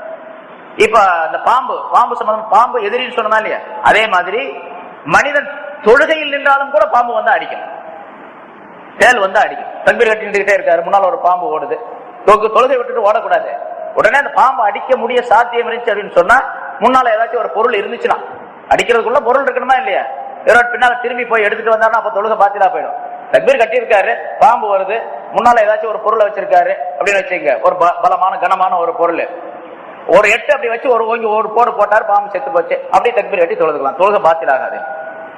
அதே மாதிரி தேள் வருது, தேள் அடிச்சுட்டாரு, தொழுகை பாத்திலாகாது. நெஞ்ச திருப்புறாரு, ஒரு 4-5 8 அந்த பக்கம் போயிடுறாரு, அல்லது வலது பக்கம் இடது பக்கம் திரும்பிட்டு அந்த பக்கம் போயிடுறாரு, இந்த பக்கம் போயிடுறாரு, அப்ப தொழுகை பாத்திலாயிடும். அடிக்கிறதுக்காக வேணும், அப்ப திரும்பி தொழுக வேண்டியது. இப்ப தொழுகையில் இருக்கும் போதும் கூட அந்த பாம்பு, பல்லி போன்றவற்றை அடிக்கலாம் என்பதும் சட்டமாக சொல்லப்பட்டிருக்கிறது. இங்க அந்த பாம்பும் மனிதனுக்கு எதிரி, ஷைத்தான் எப்படி எதிரியோ அதே போன்று பாம்பும் எதிரி. அதை அல்லாஹ் தஆலா யுஹ்பிது பாதுக்கும் லிபாதின் அது, நீங்கள் இறங்கி செல்லுங்கள் இந்த பூமிக்கு, உங்களில் சிலருக்கு எதிரிகளாக இருக்கும் நிலைமையில் என்பதான் சொல்லுகின்றார். அதே மாதிரி மனிதனுக்கு எதிரி. எல்லா மனிதரும் ஒட்டுமொத்தமாக நண்பர்களாகவே வாழ முடியாது. ஏன்னா அல்லாஹ் ஆதம் அலைஹிஸ்ஸலாத்தை இறக்கும் போதே எல்லாரும் இப்படித்தான் இருக்கணுங்கிற ஒரு நியதியை ஏற்படுத்தி விட்டார். மனிதர்களுக்கு மத்தியில எல்லாரும் நண்பர்களாக இருக்க முடியாது. நம்ம சாதாரண சொல்றாங்க, சட்டத்தை சொல்லுவோம், அவ்வளவுதான். ஸல்லல்லாஹு அலைஹி வஸல்லம் அவர்கள் சொன்னாங்க, வலா தஹாசது வலா ததாபரு வலா தனாஃபசு அப்படின்னு வரிசையா சொல்றாங்க. நீங்கள் ஒருவருக்கொருவர் பொறாமை கொள்ளாதீர்கள், ஒருவருக்கொருவர் பின்னால் பேசிக் கொள்ளாதீர்கள், கோல் சொல்லாதீர்கள், ஒருவருக்கொருவர் தீமைகளை பேசிக் கொள்ளாதீர்கள். கூனு இஹ்வானா இபாதல்லாஹ், நீங்கள் அனைவரும் அல்லாஹ்வுடைய அடியார்களை, நீங்கள் அனைவரும் சகோதரர்களாக வாழ்ந்து கொள்ளுங்கள் அப்படின்னு சொல்றாங்க. இது உபதேசம் சொல்லுவோம், அவ்வளவுதான். ஆனா அல்லாஹ்வுடைய நாட்டம் என்னன்னு கேட்டா, எல்லாருமே சகோதரராக வர முடியாது. எதிரிகள் இருக்கத்தான் செய்வாங்க, ஒருவருக்கொருவர் பகைமை இருக்கத்தான் செய்யும். அந்த பகைமை போக்குவதற்கு அல்லது குறைப்பதற்குரிய வழிவகைகளை செய்து கொள்ள வேண்டும் என்பது அல்லாஹ் தஆலாவுடைய சட்டமாகும். அல்லாஹ் என்ன கேட்டா அப்படி நியதியை ஏற்படுத்தி விட்டான், இப்படித்தான் இருக்கணும் அப்படின்னு சொல்லி, இப்படித்தான் இருப்பார்கள் மனிதர்கள் அப்படின்னு சொல்லி. ஆண்களுக்கு பெண்கள், பெண்களுக்கு ஆண்கள் எதிரிகள் மட்டுமல்ல, ஆண்களுக்கு ஆண்கள், பெண்களுக்கு பெண்களும் எதிரிகள், அப்படியும் இருப்பாங்க. அதனால எல்லாத்தையும் சேர்த்து அல்லாஹ் தஆலா சொல்லுகின்றான், பாதுக்கும் லிபாதின் அதுவு, உங்களில் சிலருக்கு எதிரிகளாக இருக்க நிலைமை. வலக்கும் ஃபில் அர்தி முஸ்தகர்ருன், இந்த பூமியில் தான் நீங்கள் தங்குமிடம் இருக்கின்றது, உங்களுக்கு தங்குமிடம் பூமியில் தான் இருக்கின்றது அப்படின்னு சொன்னாங்க. அப்ப நீங்க பூமியில தான் வாழ முடியும். அல்லாஹ் தஆலா நாட்டை அப்படித்தான் நான் முதல்ல சொன்னத, சொர்க்கத்துல அல்லாஹ் தஆலா படைச்சாலும் கூட இவர் இருக்க வேண்டிய இடம் எது என்பதை அல்லாஹ் தஆலா நிர்ணயம் செய்திருக்கின்றார், பூமியை தான். வலக்கும் ஃபில் அர்தி முஸ்தகர்ருன், இந்த பூமியில் உங்களுக்கு தங்குமிடம் இருக்கின்றது அப்படின்னு சொல்லி, பூமியிலே வாழ்ந்து பூமியிலே மரணமாகி பூமியில் தான் நீங்கள் அடக்கப்பட வேண்டும் என்பதும் அந்த ஆயத்தில்.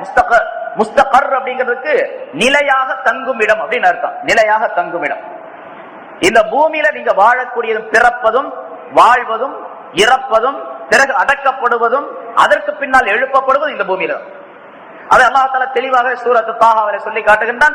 மின்ஹா கலக்னாக்கும், இந்த பூமியில் இருந்தான் உங்களை நாம் படைத்தோம்.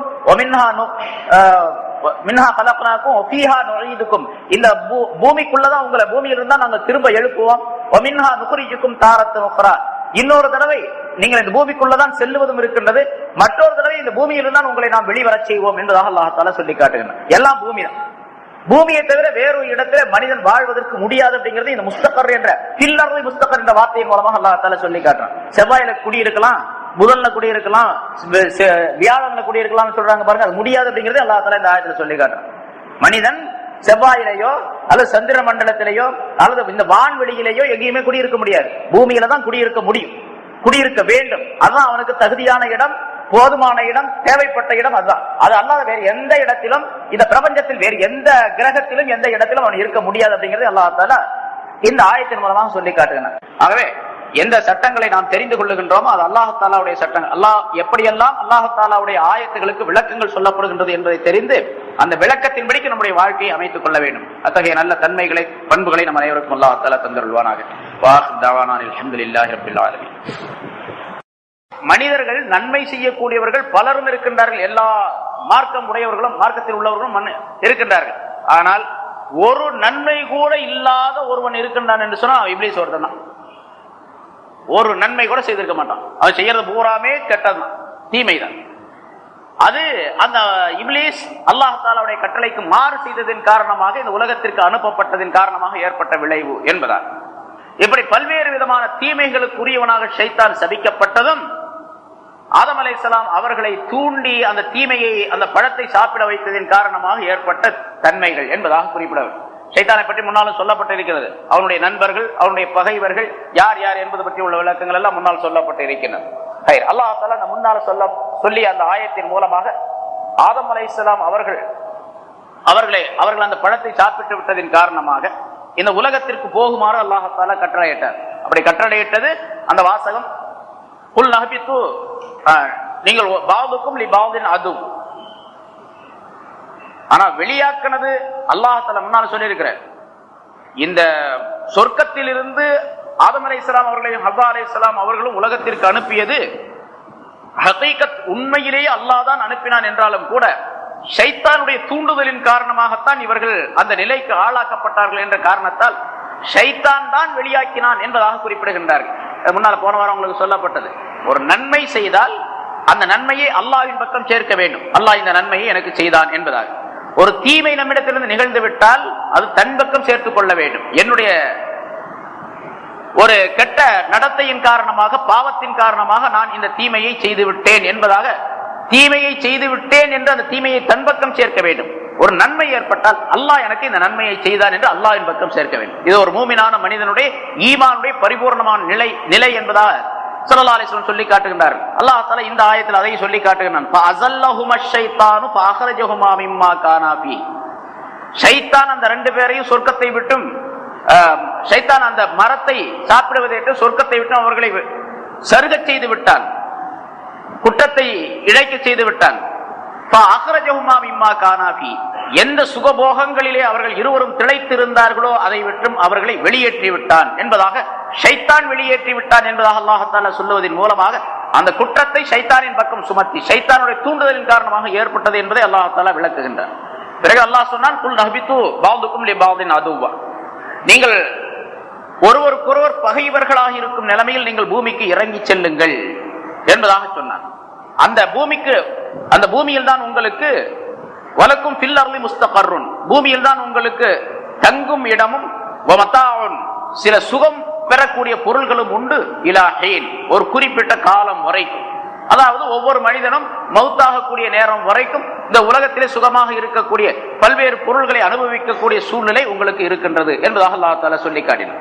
அல்லது பொதுவாக பூமிக்கு என்பதாக வைத்துக் கொண்டால் குறிப்பிட்ட காலம் வரைக்கும் இந்த பூமியிலே தங்கக்கூடிய நிலை என்று, பூமி இருக்கக்கூடிய நிலை என்றால் அது கியாமத் நாள் வரைக்கும், உலகம் அழிக்கப்படக்கூடிய காலம் வரைக்கும். ஆக எவ்வளவு காலம் இந்த உலகம் அழிக்கப்படுவதற்கு இருந்தாலும் அது குறைவான காலம்தான் என்பதையும் அல்லாஹ் தஆலா இங்கே விளக்குகின்றானே. அதுவெல்லாம் சென்ற வாரம் அதற்குரிய கருத்துக்கள் சொல்லப்பட்டன.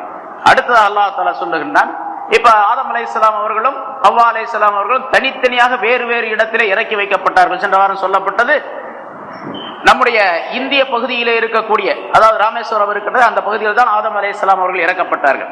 ஹவ்வா அலைஹிஸ்ஸலாம் அவர்கள் ஜித்தாவிலே இறக்கப்பட்டார்கள். ஷைத்தான் ஒரு இடத்தில் இறக்கப்பட்டார். அவர்களுக்கு தூண்டுதலாக இருக்கக்கூடிய ஒரு பாம்பு என்பதாக சொல்லப்பட்டது, அது வேறொரு இடத்திலே இறக்கப்பட்டது. இப்படி 4 பொருள்களும் 4 இடங்களிலே இறக்கப்பட்டன. ஆதம் அலைஹிஸ்ஸலாம் அவர்கள் இந்த உலகத்திற்கு வந்த பின்னாலே, பூமிக்கு வந்த பின்னாலே இப்படி ஒரு தவறுதல் செஞ்சு நாம் இந்த உலகத்திற்கு வந்து விட்டோமே என்று கவலைப்பட்டு அழுது கொண்டே இருந்தார்கள். பல ஆண்டுகளாக அழுதார்கள். அது 100 ஆண்டுகள் அழுதார்கள் என்பதாகவும், அல்லது 200 ஆண்டுகள், இப்னு அப்பாஸ் ரலியல்லாஹு தஆலா அவர்கள் சொல்லுகின்றார்கள் 200 ஆண்டுகள் அப்படி அழுதார்கள் என்பதாகவும், இன்னும் சிலருடைய அறிவிப்பின்படி 300 ஆண்டுகள் வரைக்கும் அவர்கள் அழுது கொண்டிருந்தார்கள் என்பதாகும். இதே போன்று ஹவ்வா அலைஹிஸ்ஸலாம் அவர்களும் அங்கே அழுது கொண்டிருந்தார்கள். உலகத்திலே எந்த மனிதரும் எந்த பொருளும் இல்லாத சூழ்நிலையில தனித்த நிலையிலே அவர்கள் அழுது பிரலாபித்துக் கொண்டிருந்தார்கள். இன்னும் சில அறிவிப்பின்படி இப்படி சொல்லப்பட்டு இருக்கின்றது. ஆதம் அலைஹிஸ்ஸலாம் அவர்கள் அழுது அழுது அந்த கண்ணீர் ஆறாக பெருகி ஓடியது என்பதாக, ஒரு ஆறை போன்று கண்ணீர் பெருகி ஓடிக்கொண்டிருந்தது. நபி தாவூத் அலைஹிஸ்ஸலாம் அவர்களை பற்றி அல்லாஹ் தஆலா ஒரு சம்பவத்தை குர்ஆனிலே சொல்லி காட்டுகின்றான். அவர்கள் ஒரு குற்றத்தை செய்து விட்டார்கள். ஒரு சாதாரண குற்றம் என்று சொன்னால் சாதாரணமான ஒரு தவறு, ஒரு சருகுதல், தங்களுடைய அறிவை பயன்படுத்தி அந்த அறிவிலே சில தவறு செய்து விட்டார்கள். எப்படி ஆதம் அலைஹிஸ்ஸலாம் அவர்கள் அந்த பழத்தை சாப்பிட்டு ஒரு தவற்றை செய்தார்களோ அதே போன்று அல்லாஹ் தஆலா அதை மறைமுகமாக கண்டிக்கின்றார். அப்படி கண்டித்ததின் காரணமாக குற்றம் செய்து விட்டோமே என்பதாக நினைத்து வருந்தி அழுதார்கள் நபி தாவூத் அலைஹிஸ்ஸலாம் அவர்கள். சஜிதாவிலே விழுந்தார்கள், அழுது கொண்டே இருந்தார்கள். சஜிதாவிலே விழுந்தவர்கள் நீண்ட நாள்களாக தலையை உயர்த்தவே இல்லை. பல நாள்கள் அந்த சஜிதாவிலே இருந்து கொண்டு அழுது கொண்டே இருந்தார்கள். சஜிதாவிலே பல நாள்கள் தலையை தூக்காமலே அழுது கொண்டிருந்தார்கள். அவர்கள் கண்ணீர் வடித்ததின் காரணமாக அவர்களுக்கு பக்கத்தில் எல்லாம் புற்பூண்டுகள் முளைத்து அவர்களுடைய தலையெல்லாம் மூடிக்கொள்ளக்கூடிய அளவுக்கு அவர்கள் அழுதார்கள் என்பதாக குறிப்பிடப்பட்டு இருக்கின்றது. தாவூத் அலைஹிஸ்ஸலாம் அவர்கள் அழுததை பற்றி அல்லாஹ் தஆலா குர்ஆனிலும் அதனை சொல்லி காட்டுகின்றார். அவர்கள் அல்லாஹ் தஆலாவுடைய அந்த குற்றத்தை நினைத்து அல்லாஹ் தஆலாவுக்காக வேண்டி சஜிதா செய்து அழுதார்கள் என்பதாக அல்லாஹ் தஆலா சொல்லி காட்டுகின்றார். தாவூத் அலைஹிஸ்ஸலாம் அவர்கள் எவ்வளவு அழுதார்களோ அதுபோன்று பல நூற்றுக்கணக்கான மடங்கு அதிகமான அழுகை நபி ஆதம் அலைஹிஸ்ஸலாம் அவர்களிடத்திலிருந்து வெளிப்பட்டது என்பதாக குறிப்பிடுகின்றார். ஒரு உதாரணத்திற்காக ஒப்பிட்டு சொல்லி காட்டுகின்றார். இன்னொரு அறிவிப்பில் இப்படி சொல்லப்பட்டு இருக்கின்றது. இந்த உலகத்தில் இருக்கக்கூடிய மனித இனம், மனிதர்கள் அனைவரும் சேர்ந்தால், எல்லா மனிதர்களும் சேர்ந்து எவ்வளவு அழுகின்றார்களோ அழுவார்களோ அந்த அளவை விட அதிகமாக ஆதம் அலைஹிஸ்ஸலாம் அவர்கள் அழுதிருக்கின்றார்கள். உலகத்தில் எத்தனை கோடி நபர்கள் வருகின்றார்கள், கியாமத் நாள் வரைக்கும் இன்னும் எவ்வளவு பேர் வருவாங்க, அத்தனை பேர் சேர்ந்து எவ்வளவு அழுவார்களோ எவ்வளவு கண்ணீர் வருமோ அவ்வளவு கண்ணீரை விட அதிகமான கண்ணீர் ஆதம் அலைஹிஸ்ஸலாம் அவர்களிடத்திலிருந்து வெளிப்பட்டது என்பதாக அவ்வளவு அழுதுகிட்டு இருந்தாங்க. இப்படி அழுது அழுது பிரலாபித்து அல்லாஹ் தஆலாவிடத்துல கேட்டுக்கொண்டே இருந்தார்கள். என்ன செய்யறதுன்னு தெரியல, இந்த பாவத்தை போக்குறதுக்கு என்ன வழி அப்படிங்கறதெல்லாம் தெரியல. அவங்களுக்கு சொல்லிக் கொடுப்பதற்கு யாரும் ஆளு கிடையாது. அல்லாஹ் தஆலாவிடத்தின் புறத்திலிருந்து எந்த உத்தரவும் வரவில்லை. பசி வேறு இவர்களுக்கு. அந்த பசிக்காக வேண்டிய சில பொருள்களை அல்லாஹ் தஆலா சொல்லிக் கொடுத்தான், அதை சாப்பிட்டுக் கொள்வார்கள், அவ்வளவுதான். அதே மாதிரி ஹவ்வா அலைஹிஸ்ஸலாம் அங்கே அழுதுகிட்டு இருந்தாங்க. கடைசியாக அல்லாஹ் தஆலாவின் புறத்திலிருந்து ஆதம் அலைஹிஸ்ஸலாம் அவர்களுக்கு ஒரு அறிவிப்பு கிடைத்தது. என்னென்ன மாதிரி செய்ய வேண்டும், அதன் பிறகு உன்னுடைய பாவம் மன்னிக்கப்படும் என்பதாக அல்லாஹ்வின் புறத்திலிருந்து அவர்களுக்கு அறிவிப்பு கிடைத்தது. அதை அல்லாஹ் தஆலா இந்த ஆயத்திலே சொல்லி காட்டுகின்றார். ஃபதலக்கா ஆதமு மிர் ரப்பிஹி கலிமாத்தின். ஆதம் அலைஹிஸ்ஸலாம் அவர்கள் தன்னுடைய ரப்பிடத்திலிருந்து சில கலிமாக்களை சந்தித்தார்கள். சில கலிமாக்களை, சில வார்த்தைகளை சந்தித்தார்கள், அதாவது பெற்றுக்கொண்டார்கள் அப்படிங்கிற அர்த்தம். தலக்கா அப்படின்னு சொன்னா ஒருவரை மகிழ்ச்சியோடு வரவேற்கக்கூடிய வார்த்தைக்கு தலக்கா என்பதாக சொல்லப்படும். மகிழ்ச்சியோடு வரவேற்பது அப்படின்னு. இப்ப ஆதம் அலைஹிஸ்ஸலாம் அவர்கள் தன்னுடைய ரப்பிடத்திலிருந்து சில வாசகங்களை மிக மிக மகிழ்ச்சியோடு பெற்றுக்கொண்டார்கள் அப்படிங்கிற அர்த்தம். மிக்க மகிழ்ச்சியோடு பெற்றுக்கொண்டார்கள். ஒரு மனிதரை, ஒரு பெரிய மனிதர், ஒரு ஜனாதிபதி அல்லது ஒரு மிகப்பெரிய ஒரு மனிதர், அவரை வரவேற்பதற்காக எப்படி மன மகிழ்ச்சியோடு வரவேற்கின்றார்களோ அதே போன்று அந்த கலிமாவை பெற்றுக்கொண்டார்கள், அந்த வார்த்தைகளை பெற்றுக்கொண்டார்கள். கலிமா என்ற வார்த்தைகள் அப்படின்னு அர்த்தம். கலிமான வார்த்தை, கலிமாத் அப்படிங்கிற வார்த்தைகள், அந்த வார்த்தைகளை பெற்றுக்கொண்டார்கள். அந்த பெற்றுக்கொண்ட அந்த வார்த்தைகளை கொண்டு அமல் செய்ய வேண்டும் என்பதாக அல்லாஹ் தஆலா கட்டளையிட்டார். அந்த வார்த்தைகளை சொல்லி சொல்லி அல்லாஹ் தஆலாவிடத்தில் கேட்க வேண்டும், தன்னுடைய தவற்றை அங்கே நினைவு கூற வேண்டும். அப்படி கூறி நினைவு கூறி அதை அல்லாஹ் தஆலாவிடத்தில் அவர்கள் சமர்ப்பித்தார்கள். ஃபதாப அலைஹி, அவருடைய தௌபாவை அல்லாஹ் தஆலா ஏற்றுக்கொண்டார். ஃபதாப அலைஹி, அதுக்கு பின்னால் விளக்கம் சொல்றோம். இன்னஹு ஹுவத் தவ்வாபுர் ரஹீம், நிச்சயமாக அவனேதான் அத்தவ்வாப், தௌபாவை ஏற்றுக்கொள்ளக்கூடியவன், அர் ரஹீம், கிருபையாளன், கருணை உள்ளவன், இரக்கமுள்ளவன் என்பதாக அல்லாஹ் தஆலா சொல்லுகின்றான். இப்ப ஆதம் அலைஹிஸ்ஸலாம் அவர்கள் சில கலிமாக்களை தன்னுடைய ரப்பிடத்திலிருந்து பெற்றுக்கொண்டார்கள் அப்படின்னு கருத்து. தலக்கா அப்படிங்கிறதுக்கு அதுக்கு அர்த்தம், வார்த்தையுடைய அர்த்தத்தை சொன்னா கருத்தர்த்தம் என்னன்னு கேட்டா பெற்றுக்கொண்டார்கள். அல்லாஹ் தஆலா சொல்லி கொடுத்தா இவங்க அதை சொன்னாங்க, அல்லாஹ் தஆலா பாவத்தை மன்னிச்சுட்டான் அப்படிங்கிற கருத்து. சரி, அந்த கலிமாக்கள் என்ன, அல்லாஹ் சொல்லி கொடுத்த வாசகங்கள் என்ன அப்படிங்கறத பத்தி பல்வேறு கருத்துக்கள் சொல்லப்பட்டு இருக்கின்றன. அது ரசூலுல்லாஹி ஸல்லல்லாஹு அலைஹி வஸல்லம் அவர்கள் ஒரு ஹதீஸிலே சொல்லுகின்றார்கள், லா இலாஹ இல்லா அன்த சுப்ஹானக வ பிஹம்திக ரப்பி அமில்து சூஅன் வ வலம்து நஃப்ஸி ஃபதுப அலைய இன்னக அன்த தவ்வாபுர் ரஹீம் அப்படிங்கிற ஒரு வாசகம். லா இலாஹ இல்லா அன்த, உன்னை தவிர வணக்கத்திற்குரியவன் வேறு யாரும் கிடையாது. சுப்ஹானக, நீ பரிசுத்தமானவன். வ பிஹம்திக, உன்னுடைய புகழை கொண்டே நான் உன்னை புகழுகின்றேன். உனக்கு எவ்வளவு புகழ் இருக்கோ அந்த புகழை கொண்டே நான் புகழுகின்றேன் அப்படிங்கிற அர்த்தம். ரப்பி அமில்து சூஅன், என்னுடைய ரப்பே நான் ஒரு பாவத்தை, ஒரு குற்றத்தை நான் செய்து விட்டேன். வ வலம்து நஃப்ஸி, எனக்கு நானே அநியாயம் செய்து கொண்டேன்.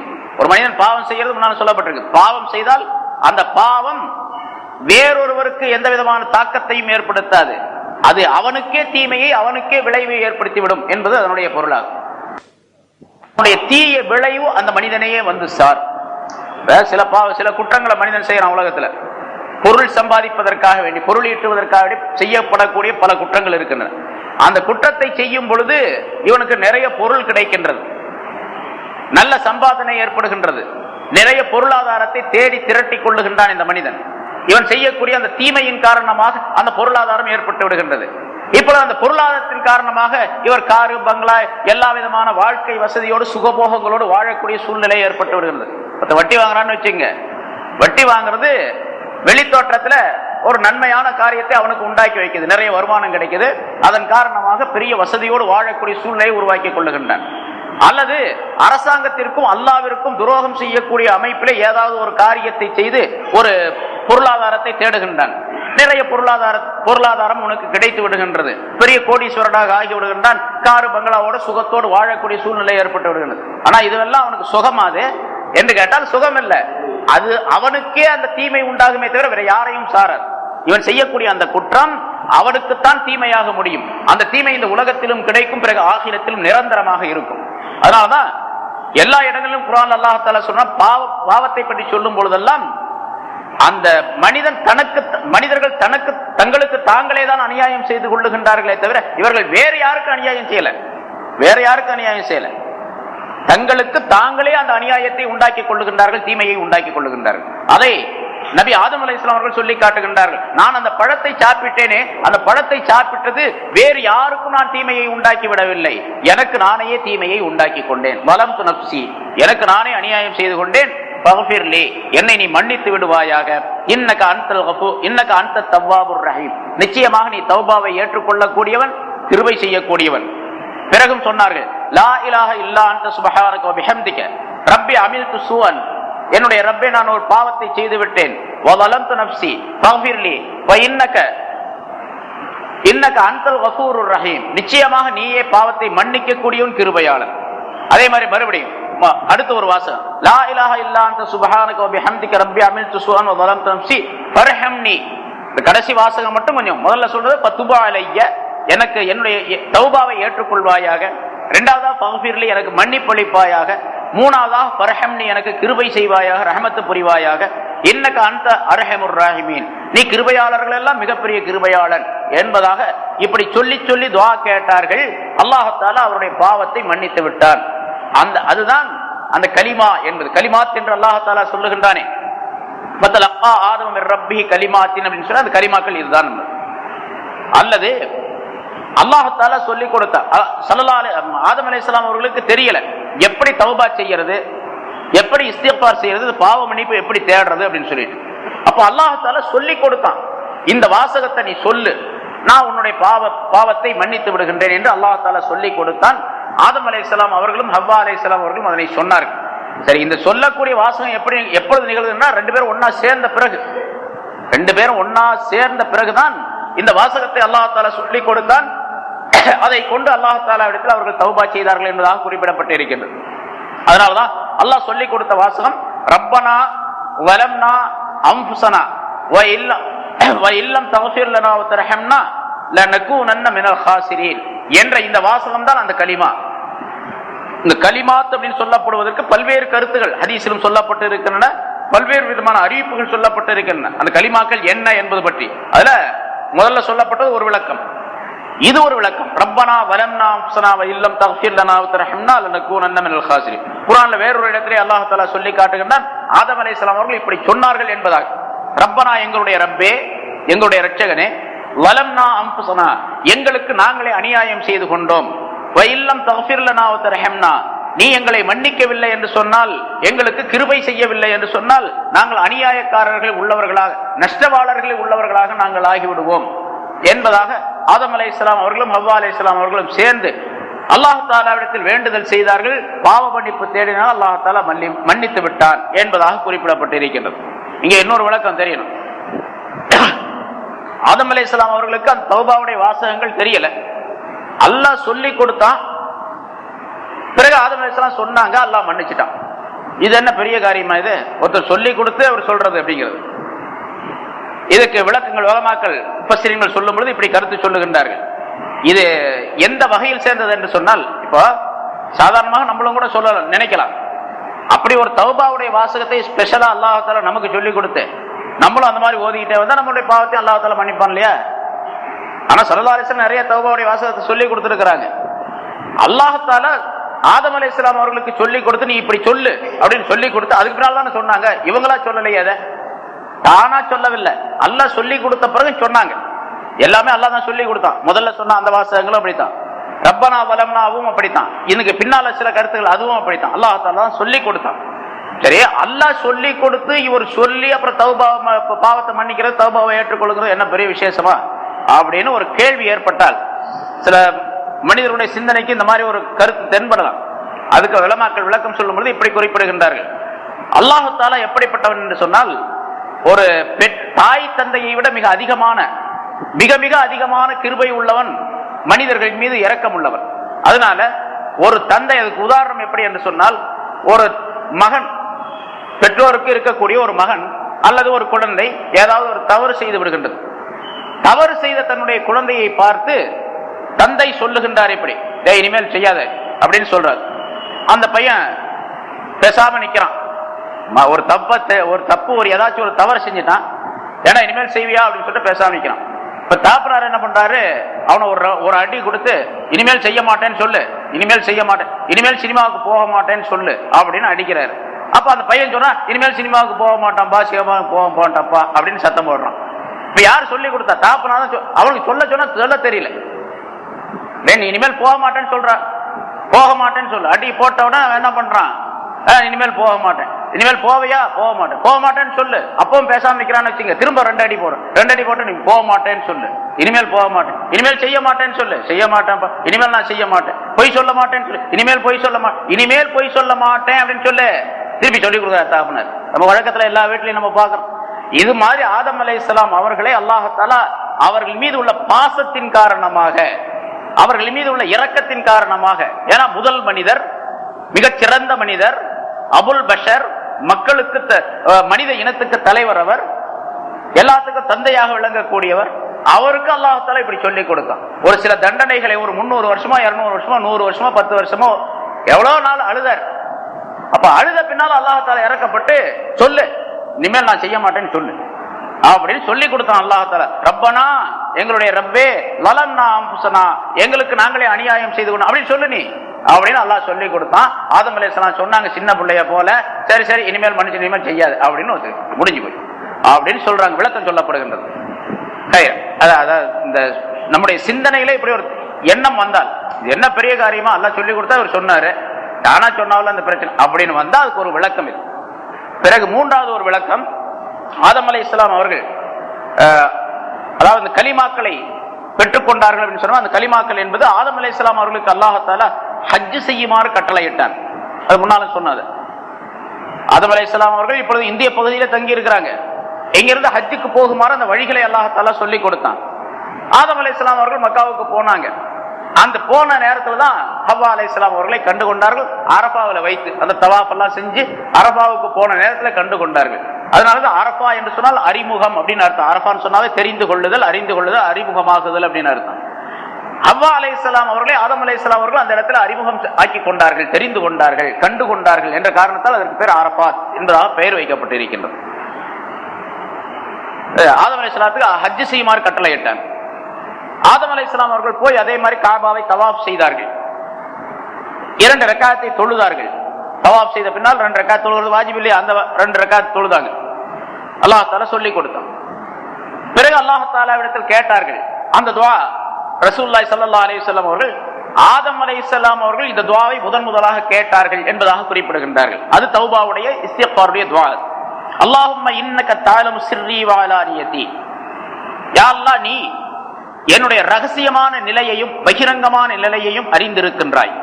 ஃபக்பல் மஅஜிரத்தி, ஆகவே என்னுடைய இந்த வேண்டுதலை, என்னுடைய குற்றத்தை நீ ஏற்றுக்கொள்வாயாக, அதாவது குற்றத்தை மன்னிப்பாயாக. நான் சொல்லக்கூடிய இந்த உஸ்ர், என்னுடைய குற்ற பரிகாரத்தை நீ ஏற்றுக்கொள்வாயாக.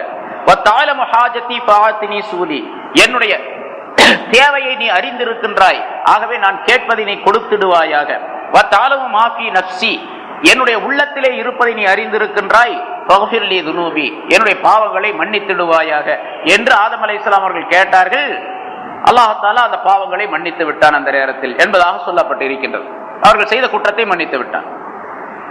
அதாவது ஆதம் அலைஹிஸ்ஸலாம் அவர்களுக்கு ஹஜ்ஜுடைய அந்த காரியங்கள் அனைத்தையும் கற்றுக் கொடுத்து, ஹஜ் செய்ய வைத்து, தவாப் செய்து முடித்து, கடைசியாக தவாப்னா அந்த ஹஜ்ஜுடைய தவாஃபை செய்து முடித்து 2 ரக்காத் தொழுது முடித்த நேரத்தில் ஹஜ்ஜுடைய காரியங்கள் எல்லாம் முடிந்து விட்டன. அந்த நேரத்தில் அல்லாஹ் தஆலா இந்த கலிமாக்களை அவருடைய உள்ளத்திலே உதிப்பாக்க செய்து அதை சொன்னார்கள், கேட்டார்கள், துஆ செய்தார்கள். அல்லாஹ் தஆலா ஏற்றுக்கொண்டார். அதுதான் அந்த கலிமாத் என்பதாக மற்றொரு விளக்கம். இன்னொரு விளக்கம், ஆதம் அலைஹிஸ்ஸலாம் அவர்கள் இப்படி அல்லாஹ் தஆலாவிடத்தில் கேட்டார்கள், என்னுடைய ரப்பி ஹதீஅத்தில்லத்தி அக்தது ஷைஉன் கதப்தஹு அலைய قبل ان تخلقني او شيء ابتدعته من قبل نفسي. யா அல்லாஹ், நான் செய்துவிட்ட இந்த குற்றம் இருக்கின்றதே, அது என்னை படைப்பதற்கு முன்னாலேயே அந்த குற்றத்தை நான் செய்வேன் என்று நீ நிர்ணயம் செய்து விட்டாயா? அதாவது உன் புறத்திலிருந்து அதை நீ செய்த ஏற்பாட்டின்படிக்கு நான் செய்தேனா, அல்லது என் புறத்திலிருந்து நான் செய்தேனா அப்படின்னு கேட்டார். நீ ஏற்பாடு செய்து நீ விதித்த விதியின்படி அது நடந்ததா, அல்லது நானாக அந்த குற்றத்தை உண்டாக்கி கொண்டேனா அப்படின்னு கேட்டாங்க. அப்ப அல்லாஹ் தஆலா சொல்றான், பல் ஷைஉன் கதப்துஹு அலைக قبل ان اخلقك, உன்னை படைப்பதற்கு முன்னாலேயே அதை நான் ஏற்பாடு செய்து விட்டேன், அந்த பாவத்தை நீ செஞ்சிட்ட அப்படின்னு சொல்லி அல்லாஹ் தஆலா சொன்னான். உன்னை படைக்கிறதுக்கு முன்னாலே அதை நான் முடிவு பண்ண விஷயம் தான் அப்படின்னு. அப்ப ஆதம் அலைஹிஸ்ஸலாம் சொன்னாங்க, அப்படின்னா கமா கதப்தஹு ஃபக்ஃபிர்லி, நீயே அதை ஏற்பாடு செய்ததின் காரணமாக அந்த நான் செய்த அந்த குற்றத்தை நீ மன்னித்திடுவாயாக. இங்க ஒரு பெரிய ஹிக்மத், நுணுக்கமான கருத்தை ஆதம் அலைஹிஸ்ஸலாம் அவர்கள் அந்த வாசகத்தின் மூலம் விளக்குகின்றார்கள். நீயே ஏற்பாடு செய்த அந்த விஷயத்தை எப்படி நீ ஏற்பாடு செய்தாயோ அதை போன்றே என்னை நீ மன்னித்தும் விடுவாயாக அப்படின்னு அல்லாஹ் தஆலா கேட்டுக்கொண்டார்கள். அதைத்தான் அல்லாஹ் தஆலா ஃபதலக்கா ஆதமு மிர் ரப்பிஹி கலிமாத்தின் ஃபதாப அலைஹி என்று சொன்னான் என்று குறிப்பிடப்படுகின்றது. இப்போ ஆதம் அலைஹிஸ்ஸலாம் அவர்கள் கேட்கிறாங்க அல்லாஹ் இடத்துல, நீயா உன்னுடைய ஏற்பாட்டின்படி செய்ததா அல்லது ஏன் புறத்திலிருந்து அது நிகழ்ந்ததா அப்படின்னு. இல்ல நான் தான் செஞ்சேன் அப்படின்னு சொல்லி அல்லாஹ் சொல்றான். அப்படின்னா இப்ப ஆதம் அலைஹிஸ்ஸலாம் இப்படி கேட்கல, நீ செஞ்சு போட்டு என்ன ஏன் குற்றம் சொல்ற அப்படின்னு கேட்கல. அப்படி கேட்டா அது பெரிய குற்றமா போயிடும். சில சம்பவங்கள்ல இப்படி சொல்லப்படுகின்றது. கியாமத் நாள்ல இந்த சிறு குழந்தைகளை எல்லாம் அல்லாஹ் தஆலா ஒரு சில குழந்தைகளை சில தண்டனைகளை கொடுப்பான், சில குழந்தைகளுக்கு அல்லாஹ் தஆலா சொர்க்கத்தை கொடுப்பான். அதாவது பருவம் அடைவதற்கு முன்னால உள்ள குழந்தைகள் எந்த விதமான பாவத்திற்கும் உரியவர்கள் அல்ல, பாவம் செய்ய இருந்தாலும் அல்லாஹ் தஆலாவுடைய நாட்டத்துல சில விஷயங்கள் நடைபெறும். அந்த நாட்டத்தை யாரும் எதிர்த்து கேட்க முடியாது. சில குழந்தைகளுக்கு நரகத்திற்கு அனுமதி கிடைக்கும், சில குழந்தைகள் சொர்க்கத்துக்கு அனுமதி கிடைக்கும். சில குழந்தை நரகத்துக்கு போவாங்க, சில பேர் சொர்க்கத்துக்கு போவாங்க. அப்படி சில குழந்தைகளை பார்த்து அல்லாஹ் தஆலா சொல்லுவா, நீங்களாம் நரகத்துக்கு போங்க அப்படின்னு சொல்லி, இவங்கெல்லாம் நரகத்துல கொண்டு போய் போடுங்க அப்படின்னு. அப்ப அந்த குழந்தைகள் கேட்பார்கள், அந்த நரகத்திற்கு உரிய குழந்தைகள், நாங்களே எங்களுக்கு தான் குற்றமே இல்லையே, நாங்க சிறு வயசா இருக்கும் போதே நீ என்ன எங்களை மௌத்தாக்கிட்டே, அப்படி இருக்கும்போது எங்களை ஏன் நரகத்துக்கு போக சொல்ற, நாங்க எந்த பாவத்தையும் செய்யலையே அப்படின்னு சொல்லி சொல்லுவாங்க. உங்களுக்கு நரகம் என்று தீர்ப்பளித்து விட்ட நீங்க போங்க அப்படின்னு அல்லாஹ் தஆலா சொல்லுவாங்க. திரும்பவும் அவர்கள் கேட்பார்கள், அந்த குழந்தைகள் கேட்பார்கள், சரி நீ எங்களை பெரிய மனிதனாக ஆகும் வரைக்கும், பருவமடைந்து பெரியவர்களாக ஆகும் வரைக்கும் ஒரு தவணையை எங்களுக்கு நீ கொடுத்திருந்தால் நாங்களும் நன்மையை செய்து நான் சொர்க்கம் போயிருப்போமே, நீ எங்களை கொஞ்ச வயசுலயே மௌத்தாக்கிட்ட, சிறு வயசுலயே அப்படின்னு எதிர்த்து கேட்பார்கள். அல்லாஹ் தஆலா சொல்லுவான், இவர்கள் எதிர்த்து கேட்பதின் காரணமாக இவர்களை நரகத்திற்கு அனுப்புங்கள் அப்படின்னு சொல்லுவோம். சில குழந்தைகளை பார்த்து நீங்க நரகத்துக்கு போங்க அப்படின்னு சொல்லுவான். அதே மாதிரி அந்த குழந்தையை, யா அல்லாஹ் நீ எப்படி உத்தரவிடுகின்றாயோ, எப்படி கட்டளை இடுகின்றாயோ அதுபடி நாங்கள் கட்டுப்படுகின்றோம் அப்படின்னு சொல்லி நரகத்திற்கு போவதற்கு தயாராகி விடுவார்கள். அப்பொழுது மலக்குகளை பார்த்து அல்லாஹ் தஆலா சொல்லுவான், இந்த குழந்தைகளை எல்லாம் சொர்க்கத்திற்கு அனுப்பி விடுங்கள் அப்படின்னு. நான் என்ன சொன்னாலும் இவங்க சரின்னு ஒத்துக்கிறாங்க, அதனால நீங்க சொர்க்கத்துக்கு அனுப்பிவிடும். அடியானுடைய அப்துடைய தன்மையே என்னவென்று சொன்னால் எது சொன்னாலும் அது ஒத்துக்கணும். அதுக்கு ஏன் எதற்கு அப்படின்ற காரணம் எல்லாம் கேட்கக்கூடாது, கேள்வி எல்லாம் கேட்கக்கூடாது. அல்லாஹ் தஆலாவுடைய மிகப்பெரிய ஒரு தன்மை என்னவென்று சொன்னால் அல்லாஹ் சொல்லுவதை அப்படியே ஏற்றுக்கொள்ள வேண்டும். அதுல எந்த விதமான மறுப்பையும் சொல்லக்கூடாது. ஏன்னா அல்லாஹ் தஆலா ஒரு ஹிக்மத் ஞானத்தின் அடிப்படையில் தான் ஒவ்வொரு காரியத்தையும் செய்யணும் அப்படிங்கிறது நமக்கு நம்பிக்கை இருக்குது. அந்த வகையில் அல்லாஹ் எதை செய்தாலும் அதை அப்படியே ஆமன்னா நாங்கள் ஏற்றுக்கொண்டோம், சல்லம்னா நாங்கள் ஒப்புக்கொண்டோம் அப்படிங்கிற நிலை இருக்கணும். ஆமன்னா சல்லம்னா சாதாரணமாக சொல்லுவோம், நம்ம ஈமான் கொண்டோம் ஒப்புக்கொண்டோம். எதை அல்லாஹ் தஆலா எங்களுடைய விஷயத்திலே விதியாக்கி இருக்கின்றானோ, நிர்ணயம் செய்து நடத்தி கொண்டிருக்கின்றானோ அதை அப்படியே ஏற்றுக்கொண்டோம். அதுல எந்த விதமான மாறுபாடும் கிடையாது, எந்த விதமான எதிர்வாதமும் கிடையாது என்ற நிலையிலே ஒரு மூமினான மனிதர் நடந்து விட்டால், ஒரு அடியார் நடந்து விட்டால் அல்லாஹ் தஆலாவுக்கு மிகப்பெரிய சந்தோஷம் ஏற்பட்டு விடுகின்றது. அதன் மூலமா தான் சொல்றதை கேட்கணும், அவ்வளவுதான். அல்லாஹ் சொல்றதை கேட்கணும். கேட்காமல் எதிர்த்து பேசக்கூடிய தன்னுடைய அறிவை பயன்படுத்தி அதுக்கு விளக்கம் தேடக்கூடிய நிலை ஏற்பட்டுவிட்டால் அல்லாஹ் தஆலாவுடைய கோபம் அங்கே வந்து விடுகின்றது என்பதாக குறிப்பிடப்பட்டிருக்கு. அதனால ஆதம் அலைஹிஸ்ஸலாம் சொன்னாங்க, கேட்டாங்க, அல்லாஹ்ட்ட கேட்கறாங்க, நீ செஞ்சதா நான் செஞ்சதான்னு கேட்டாங்க. நான் செஞ்சதான் அல்லாஹ் சொன்னான். அப்ப இவங்க என்ன சொன்னாங்க, அப்ப நீ செஞ்சதானே என்ன ஏன் குற்றம் சொல்ற அப்படின்னு கேட்கணும். அப்படி கேட்கல. எப்படி சொல்றாங்க, கமா கதப்தஹு ஃபக்ஃபிர்லி, நீ எப்படி ஏற்படுத்தினாயோ நீ விதித்தாயோ அதே போன்று என்னை மன்னித்தும் விடுவாயாக அப்படின்னு படிந்து கேட்டாங்க. அல்லாஹ் தஆலா மன்னிச்சு. இந்த மன்னிப்பு கிடைக்கணும், அல்லாஹ்வுடைய ரஹ்மத்து கிடைக்கணும், மக்ஃபிரத்து கிடைக்கணும் அப்படின்னு சொன்னா இந்த பணிவு கண்டிப்பா இருக்கும் அல்லாஹ் தஆலாவுடைய விஷயத்துல. இல்லைன்னு சொன்னா எவ்வளவு பெரிய மனிதராக இருந்தாலும் சரி அல்லாஹ் தஆலா அதை பழி வாங்கக்கூடிய, அவனுக்கு பழி வாங்கக்கூடிய ஒரு பெயர் இருக்குது, முன்தகீம் அப்படின்னு சொல்றான், பழி வாங்கக்கூடியவன். அல்லாஹ் தஆலா பழி வாங்குவான் என்றா சொல்லப்பட்டிருக்கிறது. ஆதம் அலைஹிஸ்ஸலாம் அவர்கள் கேட்கக்கூடிய அந்த துஆவிலிருந்து இதுவெல்லாம் நமக்கு படிப்பினையா, நம்முடைய பாவங்கள் மன்னிக்கப்படுவதற்கு, அல்லாஹ்வுடைய ரஹ்மத் ஏற்படுவதற்கு இதுவெல்லாம் காரணமாக ஆக்கப்பட்டிருக்கிறது. பிறகு மற்றொரு கருத்து, ஆதம் அலைஹிஸ்ஸலாம் அவர்கள் அந்த கலிமாவை சந்தித்தார்கள், மன்னிப்பு கிடைச்சி அப்படிங்கிறது மற்றொரு கருத்து சொல்லப்பட்டிருக்கிறது. ஆதம் அலைஹிஸ்ஸலாம் கேட்டாங்க, யா அல்லாஹ் உன்னுடைய கரத்தினால் என்னை நீ படைத்தாய் அல்லவா.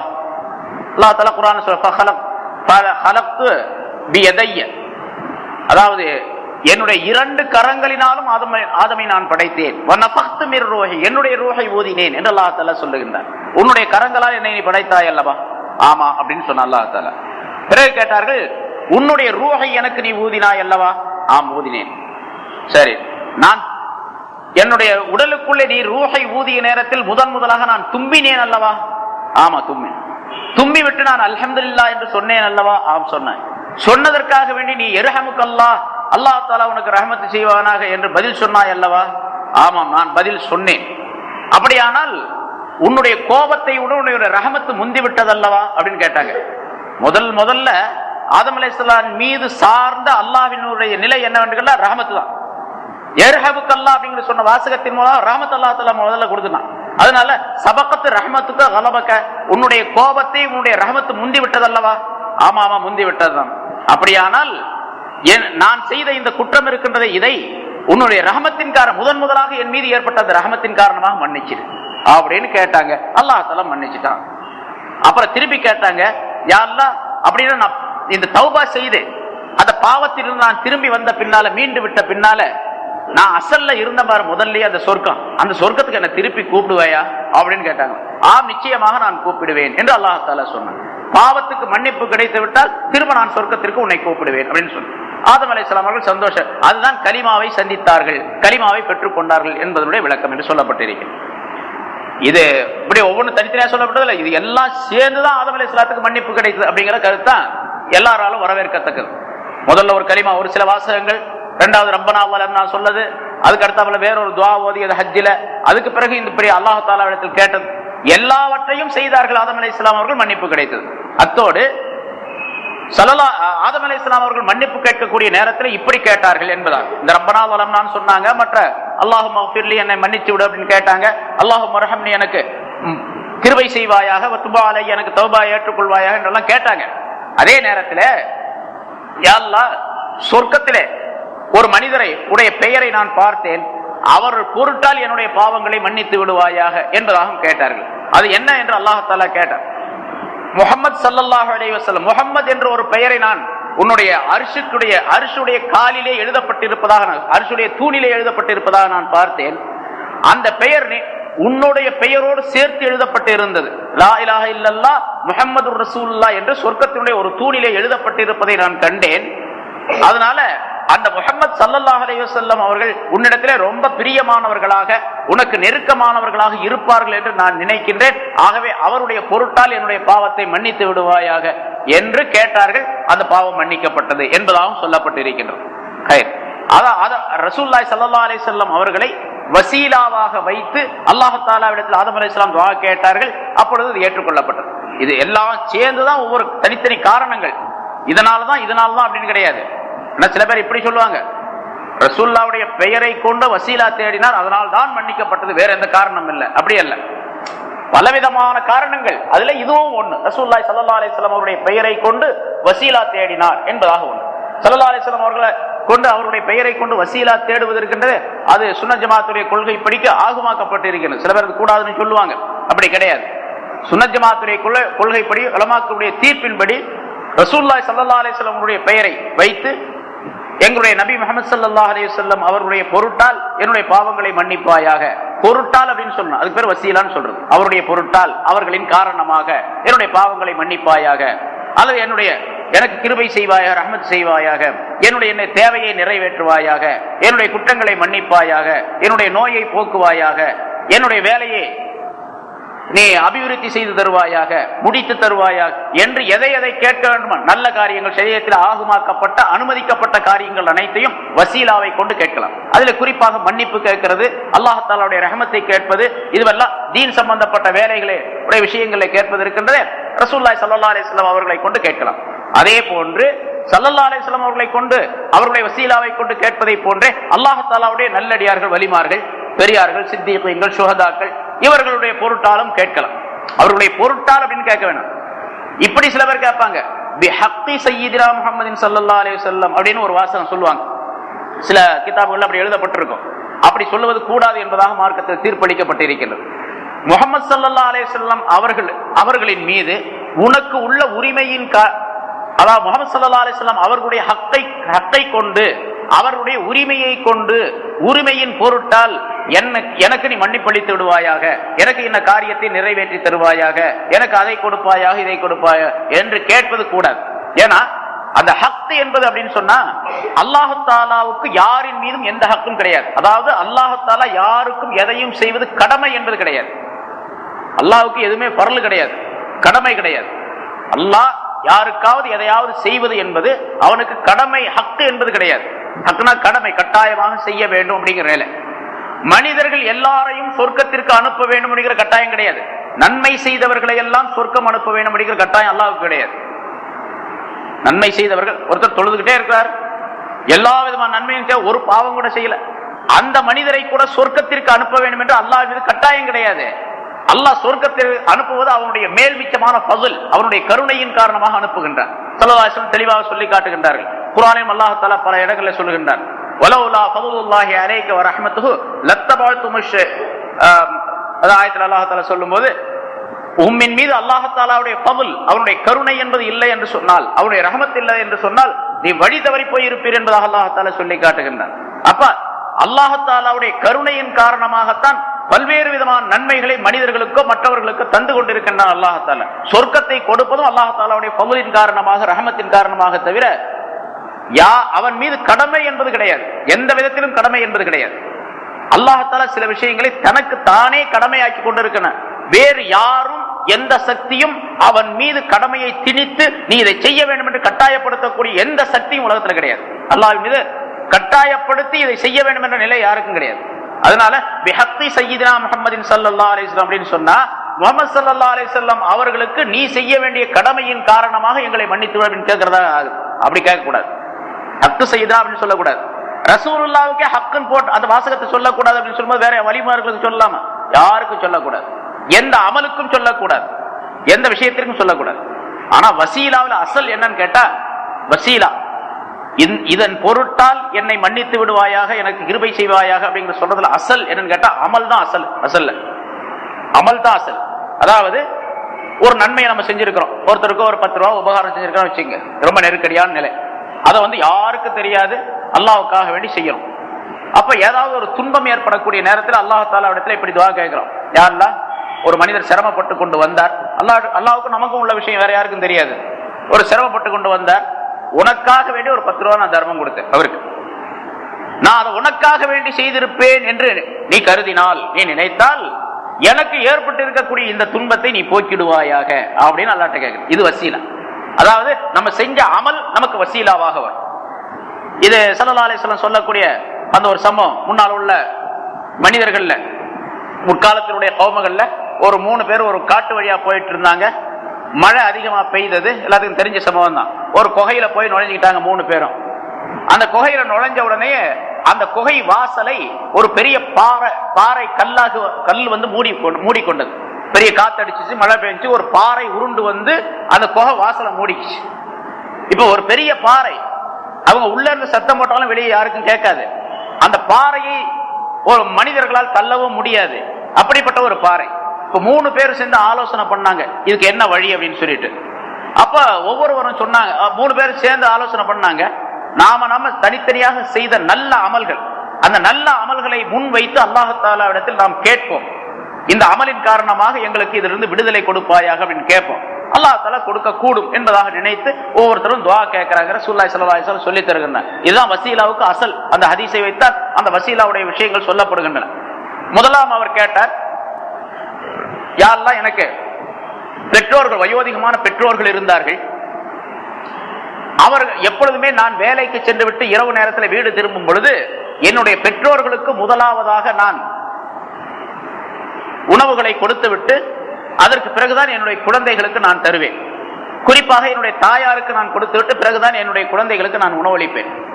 நான் ஒரு நாள் கொஞ்சம் தாமதமாக வீட்டுக்கு போனேன். அந்த நேரத்தில் என்னுடைய தாயார் தூங்கிட்டாங்க. குழந்தைகள்லாம் பசியால வாடிக்கிட்டு இருக்கிறாங்க, கத்திக்கிட்டு இருக்கிறாங்க. நான் என்னுடைய வழமைப்படிக்கு என்னுடைய தாயாருக்கு கொடுத்த பின்னால்தான் என்னுடைய குழந்தைகளுக்கு கொடுக்க வேண்டும் என்ற எண்ணத்தோடு அந்த உணவை தயார் செய்து வைத்து விட்டு என் தாயார் விழிப்பதை எதிர்பார்த்து கொண்டே இருந்தேன். குழந்தைகள் எல்லாம் பசியால் கத்தி கத்தி அப்படியே தூங்கி விட்டன. என்னுடைய தாயாரும் விழிக்கவில்லை. கடைசியில காலை நேரத்தில் தான், விடியக்கூடிய நேரத்தில் என்னுடைய தாயார் எழுந்தார். அப்பொழுது என்னுடைய தாயாருக்கு கொடுத்த பின்னால்தான் என்னுடைய குழந்தைகளுக்கு நான் கொடுத்தேன். இது என் தாயை நான் மதித்து வாழ்ந்ததின் காரணமாக எனக்கு ஏற்பட்ட நிலை. ஆகவே நான் உனக்காக வேண்டி என்னுடைய தாயாரை இப்படி மதித்து இந்த செயலை நான் செய்திருந்தால் எங்களுக்கு ஏற்பட்டு இருக்கக்கூடிய இந்த துன்பத்தில் இருந்து எங்களுக்கு விடுதலை தருவாயாக அப்படின்னு துஆ கேட்டார். மற்ற 2 பேர் ஆமீன்னு சொன்னாங்க. அப்ப அந்த கல்லு கொஞ்சம் அப்படி லேசா விலகுச்சு. ஆனா அதுல நுழைஞ்சு உள்ள வெளியே போக முடியாது, அந்த அளவுக்கு ஒரு சின்ன சந்து தான் கிடைச்சிச்சு. 2வது ஒருத்தர் துஆ கேட்டார், அது ஒரு துஆ, அது ஞாபகம் இல்லை, அந்த சொல்றாரு. 3வது ஒருத்தர் துஆ கேட்டார். இது மாதிரி தான் செய்த அமலை சொல்லி சொல்லி கேட்கின்றார். அப்படி கேட்ட நேரத்தில் அந்த 3 பேரும் துஆ கேட்டு முடிந்த நேரத்தில் இவர்கள் வெளியே போகக்கூடிய அளவுக்கு அந்த கல்லாகிறது விலகிவிட்டது. ஒரு நீண்ட சம்பவம். சரி, இப்ப அவரவர்கள் செய்த அந்த நல்ல அமலை வைத்து துஆ கேட்கின்றார்கள். அந்த துஆவின் காரணமாக அல்லாஹ் தஆலா அதை வசீலா, அது பொருட்டாக வைத்து கேட்ட காரணத்தால் அந்த துன்பங்களிலிருந்து அவர்களுக்கு விடுதலை அளித்தார். இதுதான் அமல். முதலாவதாக அமல் என்பதுதான் வசீலாவாக ஆக்கப்படும். தான் செய்த நல்ல அமலை முன்வைத்து அல்லாஹ் தஆலாவிடத்தில் சொல்லி காட்டி தனக்கு ஏற்பட்ட அந்த துன்பத்திலிருந்து விடுதலை பெற கேட்பது, அல்லது பாவங்களை மன்னிக்க கேட்பது, அல்லது ரஹமத்தை வேண்டி கேட்பது. அதற்கு அடுத்ததாக ரசூலுல்லாஹி ஸல்லல்லாஹு அலைஹி வஸல்லம் அவர்களோ அல்லது மற்ற நபிமார்களோ வலிமார்களோ மற்ற பெரியவர்களோ இப்படிப்பட்டவர்களை கொண்டு இவர்களின் பொருட்டால் என்னுடைய பாவத்தை மன்னித்து விடுவாயாக, எனக்கு இந்த தேவையை நிறைவேற்றி தருவாயாக என்று கேட்டால் அது மன்னிக்கப்படும். இது அல்லாத வேறு வகையான பிதாத்தான காரியங்கள், மற்ற காரியங்களை கொண்டு வசீலா என்பது கூடாது என்பதாக விளக்கப்பட்டு இருக்கின்றது. இங்கே ஆதம் அலைஹிஸ்ஸலாம் அவர்கள் அல்லாஹ் தஆலாவிடத்தில் இப்படி கேட்கின்றார்கள், நான் உன்னுடைய அர்ஷுடைய தூணிலே ஒரு பெயர் எழுதப்பட்டிருப்பதை கண்டேன், அந்த பெயரின் பொருட்டால் அவரின் காரணத்தால் என்னுடைய பாவத்தை மன்னித்து விடுவாயாக. இப்ப அல்லாஹ் கேட்டான், இந்த பெயரை சொல்லி கேட்கின்றாய், உனக்கு எப்படி தெரியும் கேட்டான். அப்பதான் ஆதம் அலைஹிஸ்ஸலாம் சொல்றாங்க, இந்த மாதிரி அர்ஷுடைய தூண்ல நான் எழுதப்பட்டிருப்பதை கண்டேன் அப்படின்னு சொல்லிட்டு, எழுதப்பட்டிருப்பதை பார்த்தேன், அதனால நான் கேட்கிறேன் சொன்னாங்க. பிறகு அல்லாஹ் தஆலா அவர் ஆதம் அலைஹிஸ்ஸலாம் அவர்களை மன்னித்தான் என்பதாக சொல்லப்பட்டிருக்கின்றது.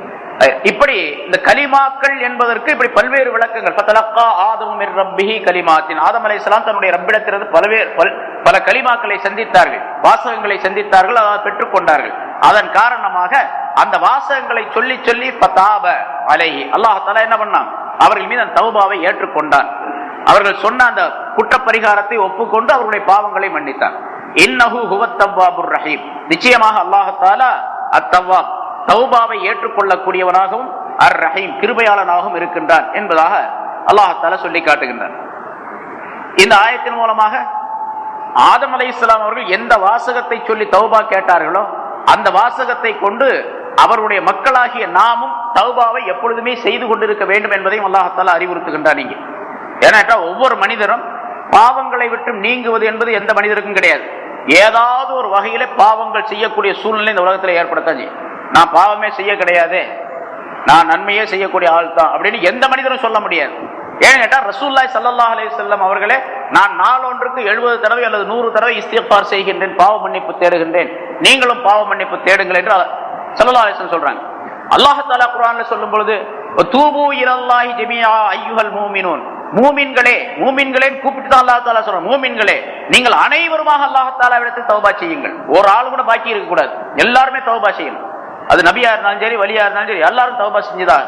ஏன்னு கேட்டா இந்த உலகத்தில் இருக்கக்கூடிய நேரத்தில் இந்த உலகத்தினுடைய ஆசாபாசங்கள் இருக்காத மனிதரே கிடையாது. ஸல்லல்லாஹு அலைஹி வஸல்லம் கூட 70 தடவை 100 தடவை இஸ்திக்பார் செய்தார்கள் அப்படிங்கிறதுக்கு ஒரு காரணம் சொல்லப்பட்டு இருக்கிறது. அந்த ஹதீஸ்ல கடைசியில் இப்படி ல யுகானு அலா கல்பி, என்னுடைய கல்வில், என்னுடைய இதயத்தில் ஒரு விதமான தூசி படிந்து விடுகின்றது. இந்த உலகத்திலே நான் வாழ்வதின் காரணமாக மனைவி மக்களோடு, மற்றவர்களோடு, இந்த உலகத்தினுடைய பல்வேறு பொருள்களோடு நான் வாழ்வதின் காரணமாக என்னுடைய கல்விலே ஒரு விதமான அழுக்கு படிந்து விடுகின்றது. அந்த அழுக்க நீக்கிறதுக்காக நான் 70 தடவை 100 தடவை இஸ்திக்பார் செய்யணும் அப்படிங்கிறாங்க ஸல்லல்லாஹு அலைஹி வஸல்லம். பாவம் அல்லது ஒரு விதமான தூசி, உலகத்தினுடைய ஆசாபாசங்கள். ஆசாபாசங்கிறது அந்த மனித தன்மை, மனிதன் என்ற நிலையில் அவர்களுக்கு ஏற்படக்கூடிய சில பிரச்சனைகள். அதன் காரணமாக நான் தௌபா செய்கிறேன், இஸ்திக்பார் செய்கிறேன். ஸல்லல்லாஹு அலைஹி வஸல்லம் அவர்கள் லியக்ஃபிர் லக்கல்லாஹு மா தகத்தம் மின் தம்பிக வ மா தஅக்கர் என்று எல்லா பாவத்தையும் முன்பின் எல்லா பாவத்தையும் மன்னித்து விட்டதா அல்லாஹ் தஆலா வாக்களிக்கின்றார். எல்லா பாவத்தையும் மன்னிச்சுட்டேன் அப்படிங்கிறான். அதாவது பாவமே கிடையாது அப்படிங்கிற அர்த்தம். ஸல்லல்லாஹு அலைஹி வஸல்லம் அவர்களுக்கு எந்த பாவமும் கிடையாது. உலகத்துல ஒரு ஒரு மனிதரும் கூட, ஒரு கவிஞர் ஒரு காட்டு பகுதியில், ஒரு மலை பகுதியில் உட்கார்ந்துட்டு இப்படி ஒரு பாட்டு படிச்சாராம். உலகத்திலே பாவம் செய்யாத மனிதன் யாராவது உண்டா அப்படின்னு கேட்டு, அப்ப அசரீரியான ஒரு சத்தம், ஒரு அடி படிச்சாரு, அடுத்த அடி அந்த அசரீரியான சத்தத்திலிருந்து வருகின்றது, இருக்கின்றார் ஒருவர் முகம்மது என்ற பெயருடையவர் அப்படின்னு சொல்லிட்டு அந்த சத்தத்துல இருந்து ஒரு அறிவிப்பு வந்தது. முகம்மது என்ற பெயருடையவர் உலகத்தில் ஒரு பாவம் கூட செய்யாதவர் என்ற பெயர் ஸல்லல்லாஹு அலைஹி வஸல்லம் அவர்கள். அப்படிப்பட்ட ஸல்லல்லாஹு அலைஹி வஸல்லம் 70 தடவை 100 தடவை தௌபா செய்றாங்க, இஸ்திக்பார் செய்றாங்க அப்படின்னு சொன்னா நம்மளாம் எப்படி செய்யணும்? 7000, 70000, 7 லட்சம், 70 லட்சம், கோடிக்கணக்கான இஸ்திக்பார் செய்யணும் ஒவ்வொரு நாளும். அவ்வளவு பாவம். அதனால எந்த மனிதனும் பாவத்தை விட்டு நீங்கி மனிதர் கிடையாது. அதனால பாவ மன்னிப்பு தேடுவது கட்டாயம் என்பதையும் ஆதம் அலைஹிஸ்ஸலாம் என்ன குற்றம் செஞ்சாங்க? அந்த மரத்துக்கு பிட்ட போகாத அப்படின்னு சொன்னா, அது ஷைத்தானுடைய தூண்டுதலின் காரணமாக போனாங்க அப்படின்னு அல்லாஹ்வே சொல்றான். ஃபஅஸல்லஹுமா ஷைத்தானு ஃபஅഖரஜஹுமா. ஆதம் அலைஹிஸ்ஸலாம் போய் வேணுனே அவர் சாப்பிட்டார் அப்படின்னு கூட சொல்லல அந்த இடத்துல. போன வாரம் சொல்லப்பட்ட ஆயத்தில் விளக்கப்பட்டது. ஷைத்தான் அந்த அவர்களை சருகச் செய்து விட்டான். ஃபஅഖரஜஹுமா மிம்மா கானா ஃபீ, அது சொர்க்கத்திலிருந்து அவர் ரெண்டு பேரையும் வெளியாக்கிட்டான் அப்படின்னு தான் சொல்றாங்க. ஆதம் அலைஹிஸ்ஸலாம் பாவம் செஞ்சாங்க அப்படின்னு கூட சொல்லல.